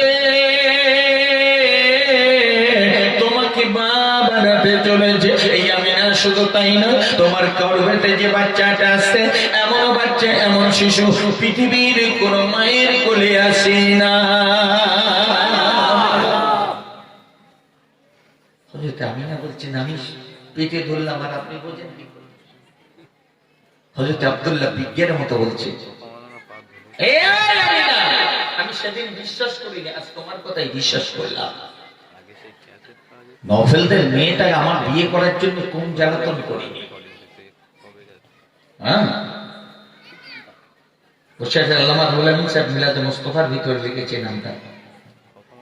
এই ফাতেমা নামক মেয়েটা আহলে কিতাব পড়ে পড়ে এত কণ্ঠস্বর আব্দুল্লাহকে চিনতে পেরেছিল, বলল তুমি আমায় বিয়ে করো, আমায় বিয়ে করো, আমার সম্পত্তি আমি তোমাকে দিয়ে দেব। হযরত আব্দুল্লাহ বলেছিল, আমার বাপের বিনা অনুমতি আমি তোমাকে বিয়ে করতে পারি না। যেদিন হযরত আব্দুল্লাহ ভাইদের সাথে নিয়ে ইয়াসরিবের দিকে চলতে শুরু করেছে, ওই চলতে চলতে চলতে এই ফাতেমা নামক মেয়েটা রাস্তায় অবস্থান করছে, দাঁড়িয়ে রয়েছে। এই অবস্থাতে দেখে হযরত আব্দুল্লাহকে ডেকে বলেছিল, এই প্রাণের আব্দুল্লাহ, কোথায় যাচ্ছিস? একটুখানি দাঁড়িয়ে যা। হযরত আব্দুল্লাহ বলেছিল, বদতমিজ বিহা, তোর কি লজ্জা শরম নাই? আমি ভাইদের সাথে চলছি, তুই আমার সাথে কথা বলতে এসেছিস? ফাতেমা নামক মেয়েটা বলেছিল, আব্দুল্লাহ, আল্লাহ লজ্জা ছেড়ে তোর সম্মুখে দাঁড়িয়েছি। তোমার বাপের কোনো সম্পত্তি নেই, আমি বাপ চাচার একমাত্র সম্পদ, আমার মালে মনে অনেক রয়েছে। ওরে আব্দুল্লাহ, যদি তুমি আমাকে বিয়ে করো, সমস্ত সম্পত্তি আমি তোমার পায়েতে দিয়ে দেব। হযরত আব্দুল্লাহ ডেকে বলেছিল, আমি না, না হবে না, হবে না। আমার আব্বা জান হযরত আব্দুল মুত্তালিবের বিরোধিতা করে আমি তোরে বিয়ে করতে পারি না। ফাতেমা নামক মেয়েটা ডেকে বলেছিল, আমি না, এই আব্দুল্লাহ, যদি তা না হয় একটুখানি দাঁড়িয়ে যা। যদি তুই আমার বিয়ে না করে, আমি মক্কার অনন্য, তুমি মক্কার অনন্য সুন্দর পুরুষ, আমি মক্কার অনন্য সুন্দরী যুবতী, আমার জীবনের সাথ ছিল, আমি তোমাকে নিয়ে সংসার করব, আমি তোমাকে নিয়ে ঘরে বাঁধবো। কিন্তু যদি তা না হয়, ওই আব্দুল্লাহ, এই নির্জন নিরিবিলি জায়গাতে কেউ নাই রে আব্দুল্লাহ, একটিবার তুমি আমাকে এনজয় করো, তোমার দেহটা আমাকে দাও, আমাকে তুমি এনজয় করো। এর জন্য তোমাকে আমায় কিছু দিতে হবে না, বরং 70টাও আমি তোমাকে দিয়ে দেব। আমার বসিরহাটের প্রাণী পীর আল্লামা রুহুল আমিন সাহেব রাহমাতুল্লাহ আলাইহি মিলাদে মুস্তাফা কিতাবের ভিতর লিখেন, ওই সময়তে আমার রাসূলুল্লাহ আব্বা জান ডেকে বলেছিল, বাত্তাবিজ বিহা, দূর হয়ে যাও। না না না না না, আমি আব্দুল্লাহ ওটাকে মৃত্যুর থেকে বেশি ভয় করি। জোরে বলুন সুবহানাল্লাহ। আর আব্বাজানের চরিত্রটা ভালো না খারাপ? জোরে বলো ভালো। মদিনা থেকে বিয়ে করে যখন ফিরে এসেছে, এই মেয়েটা রাস্তার ধুলো উড়ছে, জীবনের আশা শেষ, রাসূলুল্লাহর মা হতে পারলাম না। হযরত আব্দুল্লাহ এসে বলছে, এই ফাতেমা, খবর কি? বলছে, মানাম তা কে তুমি? বলছে, আনা আব্দুল্লাহ। বলছে, দেশ তুমি আব্দুল্লাহ হবে কোন দিন? হযরত আব্দুল্লাহ চিন্তা করছে, এমন হচ্ছে। কিছু দূর এগিয়ে গেছে, মেয়েটা পিছন দিকে কান্না ভরা কণ্ঠে ডাক দিয়েছে, আব্দুল্লাহ, কামিয়া, এদিকে এসো, এসো আমার দিকে। হযরত আব্দুল্লাহ দাঁড়িয়ে বলছে, সত্যি তুই পাগলি বেড়ে গেছিস। ডাক দিয়ে বলছে, আব্দুল্লাহ রে, আমি তোমাকে চিনতে পেরেছি আব্দুল্লাহ। আমার জীবনে তুমি যখন এর আগে চলতে, তোমার কপাল দিয়ে একটা জ্যোতি বার হতো, লাইট বার হতো, আজকে সেটা তো নাই। এই আব্দুল্লাহ, তোর দেহের প্রতি আমার আসক্ত ছিল না, আমি তোর দেহকে চাই না, আমি সম্পত্তি দিতে চেয়েছিলাম তোর কদমেতে, এমন কোনো নাই ভাবো পথ আমি আলগাতে চেয়েছিলাম। শুধু তোর কাছে যে নূরটা ছিল, ওই নূরটা হচ্ছে নূরে মুহাম্মাদি, আখিরি নবীর নূর। আমার জীবনের সাথ ছিল, ওই নূরটাকে পেটে ধরে আমি জগতের বুকে রাসূলের আম্মা হব, কিন্তু সেটা তো আমার নসিব হলো না। হয়তো আমি ফাতেমার উপযুক্ত নাই। তবে একবার বল, তুই কাকে বিয়ে করেছিস? সেদিন হযরত আব্দুল্লাহ ডেকে বলেছিল, ইয়াসরিবেতে আব্দুল হক জহুরির বেটি আমি আমিনাকে শাদী করেছি। ওই সময় আলিমা মেয়েটা ডেকে বলেছিল, আব্দুল্লাহ, সেই নূরের হকদার হলো হযরতে আমিনা। হযরতে আমিনার কথা সেদিন যখন শুনিয়েছিল, আব্দুল্লাহ মনে করেছিল পাগলের পাগলামি। আজকে যখন স্বপ্নের কথা বললো, তখন বিজ্ঞানের কথা বলে দিল, আমি জানি আখিরি নবীর মা হতে চলেছ। আর জোরে বলুন।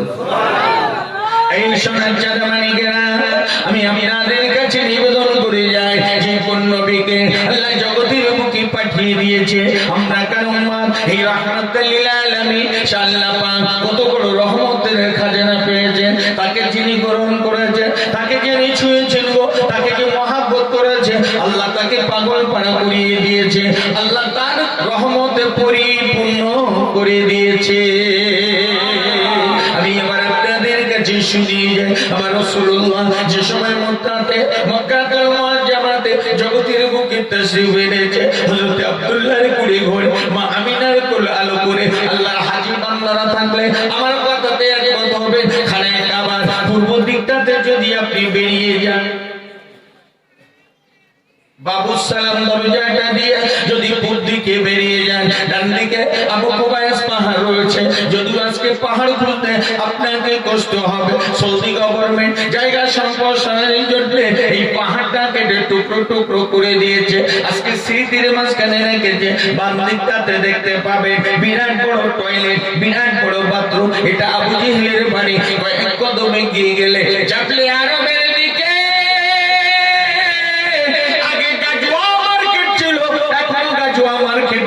গভর্নমেন্ট সেটা তুলে দিয়েছে বাড়ানোর জন্য।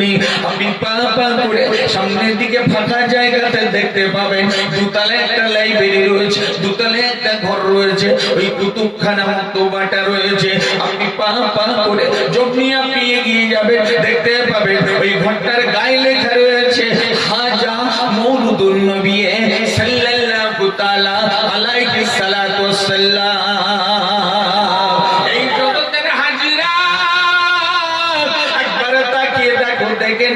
এই হলো সেই ঘর, যে ঘরে দয়ার নবী জগতের বুকে এসেছিলেন। এরপরও বলবেন রাসূল আমাদের মতো, এই রাসূল আমাদের মতো।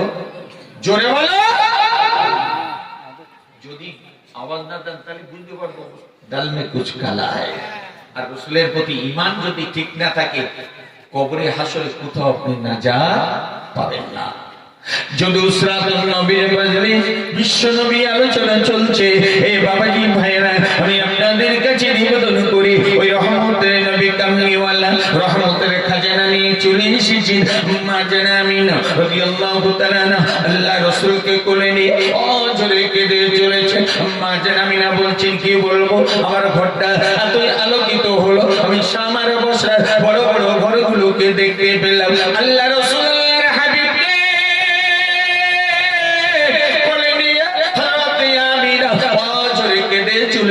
কপালে চুমা দিচ্ছে, বুকের সাথে চেপে ধরেছে। মনে আছে ফাতেমা নামক মেয়েটা, ওই মেয়েটা সেদিন ফোন করেছিল আল্লাহ মুহাম্মাদের মা বানতে পারলাম না, আর পৃথিবীর কোন পুরুষের বাবা আমি ছোট সন্তানের বাপ বানবো না, আমি আর কোন স্বামীর মুখ আমি দেখবো না, জীবনে আর বিয়ে করবো না। ওরে খানায় কাবার মালিক আমি আপনার কাছে অগ্নি পারবো, আমি জীবনে আর কাউকে বিয়ে করবো না, বাচ্চার মা হব না, কারোর মা ডাক শুনবো না। তবে আপনার কাছে আমি আপনার কাছে আমি নিবেদন করছি ওই বাচ্চাটা যখন জগতের বুকে আসবে অন্তত তার চরণটাকে আমাকে একটু বরণ করার তৌফিক দেবে। বাচ্চা যে কোলে নিতে পারে, পেটে ধরতে পারে নাই, অন্তত আখেরি নবী আসলে তার কদম দুটো যেন চুমা দিতে পারি। জোরে বলুন সুবহানাল্লাহ। আমরা উম্মত হয়ে পারি না, উম্মত হয়ে বেয়াদবি করি। এই মেয়েটা আহলে কিতাবের হাফেজা পণ্ডিতা জ্যোতিষী কন্যা হওয়ার সুবাদে জ্যোতিষীরই রাসূলুল্লাহ মওলুদুন নবীকে এসেছে, ও ঘরে বসে বসে দেখছে যুবতী মেয়ে তো চিন্তা করছে সকাল হ না হলে তো যাওয়া যায় না। সকালের আলো যেই ফুটেছে নিজের ঘর থেকে বেরিয়ে এসে মা আমিনার কুলে ঘরের দরজায় নাড়া দিয়ে বলছে আমিনা। দেখে হযরতে আমিনা আল্লাহ রাসূলকে নিয়ে অজরে কাঁদছে। ফাতেমা নামক মেয়েটা ডেকে বলেছিল আমিনা না না না না না, আজ তোর কান্নার দিন না, আজকে তো তোর খুশির দিন। ওরে আমিনা আমিনা আমিনা রে, একবারে তাকিয়ে দেখ তোর বেটার আলোয় আলোকিত হয়ে আজ ভুবনটা আলোকিত হয়েছে।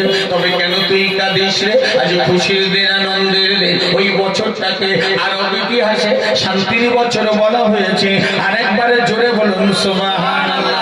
এই বসন্তের মাসকে সামনে রেখে আপনাদের কাছে আলোচনা রাখছে এই বাবাজি ভাইকে বলবো, ওই সময় ডেকে বলছি আমিনা কেন তিন্নি করে বসে বসে কাঁদছে।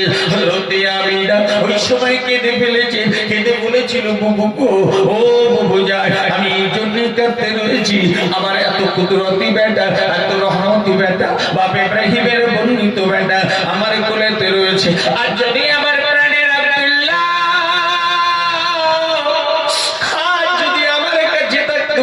যে বেচারের জন্য বেটারের জন্য দূর দেশে কাজ করতে গিয়েছিল, আমি যেতে দেই না। আমার মোহাম্মদকে ভালো খাওয়াবে বলে, আমার মোহাম্মদকে ভালো পড়াবে বলে আমার প্রাণের আব্দুল্লাহ চলে গেল। আজকে যদি আমার আব্দুল্লাহ থাকতো তবে কত না খুশি হতো। ওরে ফাতেমা শোন শোন শোন, এরপরে দুঃখ হলো এমন রহমতের নবী, এমন রহমতের ছেলে, বরকতের ছেলে আমার কোলেতে খানায় কাবার মাবুদ দিয়েছে। আর এই ছেলেটাকে বড় হবে, মক্কার ছেলেদের সাথে খেলবে, মক্কার ছেলেদের সাথে চলাচল করবে। তাকিয়ে দেখবে মক্কার সবার বাপ আছে, সকল বাচ্চারা আব্বা আব্বা আব্বা বলে ডাকবে। আমার কচি মোহাম্মদ জীবনে কখনো আব্বা বলে ডাকতে পারবে না। আজ আমি মা, আমাকে যদি ডেকে বলে মা, ও জননী মা গো, আমার আব্বা কোথায়, আমি ওর আব্বাকে দিতে পারবো না, আমার কলিজাটা ফেটে যাবে।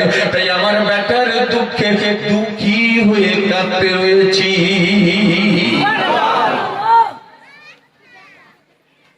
ফাতেমা নাম মেয়েটাকে কে বলছে? আমিনা। এই আমিনা, একটা কথা তোরে বলছি শোন, আমার একটু ঢোকার অনুমতি হবে? বলছি কেন হবে না, চলে আসো। ভাঙা ঘরের ভাঙা দরজাটা ঠেলে দিয়ে ঢুকে পড়েছে। ফাতেমা নামক মেয়েটা বলছে বাবু, একটু কি তোমার মোহাম্মদকে আমার কোলে দেবে? হযরত আমিনা বলছে না, দেওয়ার কিছু নেই, এ নাও। হাতটা বাড়িয়ে দিয়েছে। ফাতেমা নামক মেয়েটা আমার রাসূলুল্লাহকে কোলে নিয়ে বুকের সাথে চেপে অঝরে কান্না শুরু করে দিয়েছে। আমিনা ডেকে বলছে ফাতেমা, এই না তুমি বলছিলে আজকে খুশির দিন, আমার বেটাকে বুকে নিয়ে আজ তুমি কাঁদছো কেন? আমার মোহাম্মদের দুঃখে কি তুমি দুঃখিত হলে? আমার ব্যথার ব্যথায় ব্যথিত হলে তুমি কি কষ্ট পেয়ে কাঁদছো? এই সময় ফাতেমা নামক মেয়েটা ডেকে বলেছিল আমিনা, এবং আমিনা, আমিনা রে, কতদিন তুমি আমাকে অনেক কথা বলেছো, আমার এত রূপ যৌবন থাকা সত্ত্বেও, আবার বাপের অর্থ থাকা সত্ত্বেও কেন আমি বিয়ে করি না? আমার জীবনটা কেন মরুভূমি বানিয়ে দিয়েছি? আমি বলেছিলাম যদি কখনো সুযোগ পাই আমি তোমাকে সেই দিনে বলবো। আজকে তুমি শুনে দাও, জেনে দাও, এই তোর বেটা মোহাম্মদের জন্য আমার জীবনটা আমি মরুভূমি বানিয়ে দিয়েছি। ওরে আমিনা, আমিনা রে, এই বেটাটা আমি পেটে করে মা বাঁধতে চেয়েছিলাম, কিন্তু খানায় কাবার বাবু আমাকে না দিয়ে তোকে দান করেছে। তুমি বড় সৌভাগ্যবতী হয়েছো। আমি তাই খানায় কাবার মাহবুদের কাছে আমি দরখাস্ত করেছিলাম, ওই বেটা যখন জগতের বুকে আসবে অন্তত তারে যেন আমি স্পর্শ করতে পারি। আজ সেই নিয়ামত তারে বুকে পেয়ে আজ আমার বুকটা ধন্য হলো। খানায় কাবার মাহবুদ আমার ইচ্ছাকে পূর্ণ করে দিয়েছে। হযরত আমিনা ডাক দিয়ে বলছে ফাতেমা রে, তোর চোখের গরম পানিটা, তোর চোখের গরম পানির ফোঁটাটা আমার এতিমের মাথাতে যেন না পড়ে, আমার এতিমের গায়েতে যেন না পড়ে। এই কথা শোনার সাথে সাথে হযরত ওই ফাতেমা নামক মেয়েটা আল্লাহ রাসূলুল্লাহর হাবিবকে নিজের কোলের উপরে শুইয়ে দিয়েছে। কিতাবের ভিতরে দেখতে পাওয়া যায় কোলের উপরে শুইয়ে দিয়ে আমার রাসূলুল্লাহ দুটো কদমকে জড়িয়ে ধরে মুখটা নিচু করে পায়ের তলাতে চুমা দিতে লেগেছে। আর একবার জোরে বলা যায় হযরত আমিনা ডাক দিয়ে বলেছিল, এ বন্ধু শোন না, শোন না, শোন, আমার মোহাম্মদকে কি তোমার ভালো লাগে না? আমার মোহাম্মদ কি তোমার ভালো লাগে না? পৃথিবীর সকল মানুষই না বাচ্চার মুখে চুমু দেয়, কপালে চুমু, চোখ কপালেতে চুমু দেয়, জীবকে চুমু দেয়, কেউ তো পায়েতে চুমু দেয় না। আমার মোহাম্মদের আমার মোহাম্মদ এতিম বলে আমার মোহাম্মদের কপালে চুমা দিলি না। ফাতেমা নামক মেয়েটা ডেকে বলে আমিনা, এই আমিনা, ওই না আগে তোমাকে শুনিয়েছি এই বাচ্চা পেটে ধরতে পারি নাই, আমি তার মুখে চুমা দেওয়ার উপযুক্ত নাই, তাই আমি তার কদম দুটোকে চুমা দিয়ে আমার জীবনটারে ধন্য করে নে।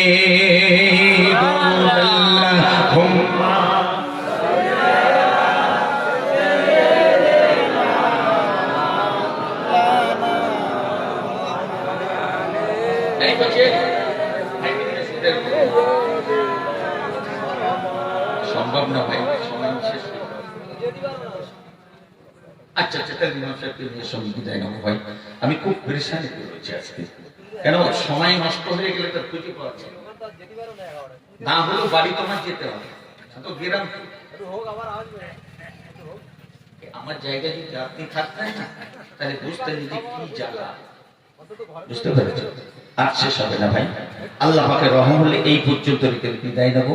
যদি আল্লাহ কখনো রহম করম করে আবার আপনাদের কাছে রাখবো। কি রাখছিলাম? রাহমাতাল লিল আলামিন, ওমা আরসালনাকা ইল্লা রাহমাতাল লিল আলামিন। আমার রাসূলুল্লাহ প্রতিটি সোয়াতে রহমত এবং বরকত রয়েছে। সেটাকে যে আবু বকরের আদর্শে, হযরত আলী কারামাল্লাহর আদর্শে, হযরত ফারুক আজমের আদর্শে এটাকে যারা গ্রহণ করেছেন, আল্লাহ দুনিয়াতে তাদের মর্যাদা দিয়েছেন, দুনিয়াতে তাদের শান বাড়িয়েছে। আবু জেহেল আবু লাহাবের আদর্শে যারা দেখেছে, আমাদের ভিতরে আবু লাহাবের স্বভাব আছে, এই আছে না নাই? রাসূলের মিলাদ শরীফের জন্য চাঁদা মিলাদ করতে টাকা দেয়, কিন্তু রাসূল যে দিনটাকে রেখে গেছে সেই দিনের উপরে আমল করি না। আবু জেহেল যে আমল করেছিল, নাউজুবিল্লাহ, আবু লাহাব তার দাসী শুয়াইবাকে মুক্ত করেছিল, মিলাদ করেছিল। আজ আমরা মিলাদ শরীফ, কিন্তু রাসূলের দেখানো রাস্তাকে অনুসরণ করি না, আল্লাহর নামাজটাকে আদায় করি না। যে নামাজ প্রতিষ্ঠিত করতে গিয়ে আমার মুস্তাফা দাঁত ভেঙেছেন, দেহের রক্ত ঝরিয়ে দিয়েছেন, সেই নামাজ থেকে আজ আমরা গাফেল। ঠিক কিনা? ঠিক কিনা? জগতের বুকে আল্লাহর সিজদাটা সর্বশ্রেষ্ঠ প্রাপ্য, সর্বশ্রেষ্ঠ সিজদা, সবথেকে শ্রেষ্ঠ ইবাদত হলো নামাজ। আফদালুল ইবাদাতি ইবাদাতিস সালাত। আল্লাহ রাসূল সাল্লাল্লাহু আলাইহি ওয়াসাল্লাম শোনালেন, শ্রেষ্ঠ ইবাদত যদি হয় সেটা হলো নামাজ। আরেকবার জোরে বলুন, জোরে বলুন। মিরাজের কথা শোনাচ্ছিলেন, তাই তো না? আগের ওলামায়ে দিন আল্লাহ রাসূল মিরাজ থেকে ফিরে এসেছে। সাহাবীরা জিজ্ঞাসা করছে, ইয়া রাসূলুল্লাহ, হাবিবাল্লাহ, আপনি আল্লাহকে দেখলেন, আমাদের তো আল্লাহ দেখা হলো না, আমাদের আল্লাহ দেখাতে কি হবে? আমার মুস্তাফা আলাইহিস সালাতু সাল্লাম শুনিয়ে দিলেন। কি শোনালেন? এই সাহাবীরা, তোমরা শুনে নাও, জেনে নাও, আস-সালাতু মিরাজুল মুমিনিন, আমার মেরাজ হলো আসমানে ভ্রমণ করা, আর তোমাদের মেরাজটা আল্লাহ নামাজের ভিতরে রেখেছে। জোরে বলুন, আরো জোরে বলুন। চিন্তা করে দেখুন, সেই নামাজটাকে আমরা আদায় করতে পারছি না, সেই নামাজের আমল করতে পারছি না। আমি হাতে ধরে পায়ে ধরে বলছি, যুবক তোমার পা দুটো আগিয়ে দাও, দাও। আমি তোমার পায়ে ধরে বলি, মুস্তাফার মহব্বত ভালোবাসায় জীবনটাকে যেমন গুজরান করো, সাথে সাথে আল্লাহর নামাজটাকে আদায় করো। রিজিকের মালিক আমার আল্লাহ, ঘরে বসে নামাজ পড়তে আল্লাহর কাছে চাও, আল্লাহ তোমার জানের বরকত দেবে, মালের বরকত দেবে, আল্লাহ সর্ব বিষয়ে তোমাকে কামিয়াব করে দেবে। একবার জোরে বলুন আল্লাহুম্মা আমিন। কি জোরে বলা যাবে? আল্লাহুম্মা আমিন। বল শরীফ আল্লাহুম্মা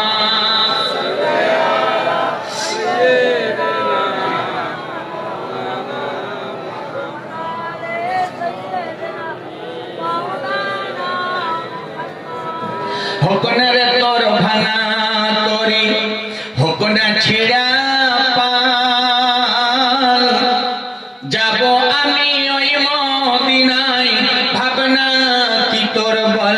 ও মাঝি ভাই, ও মাঝি ভাই, আমায় নিয়ে চলো না, যাব আবার জিয়ারতে, মনে আমার বাসনা। আল্লাহুম্মা সাল্লি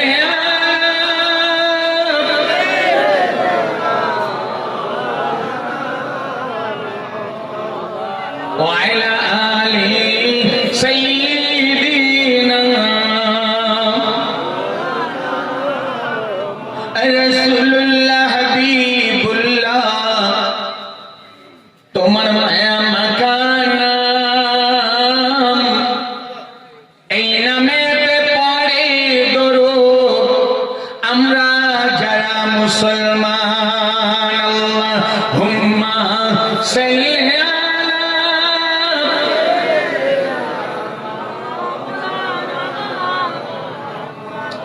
وعلى آل سيدنا وحبيبنا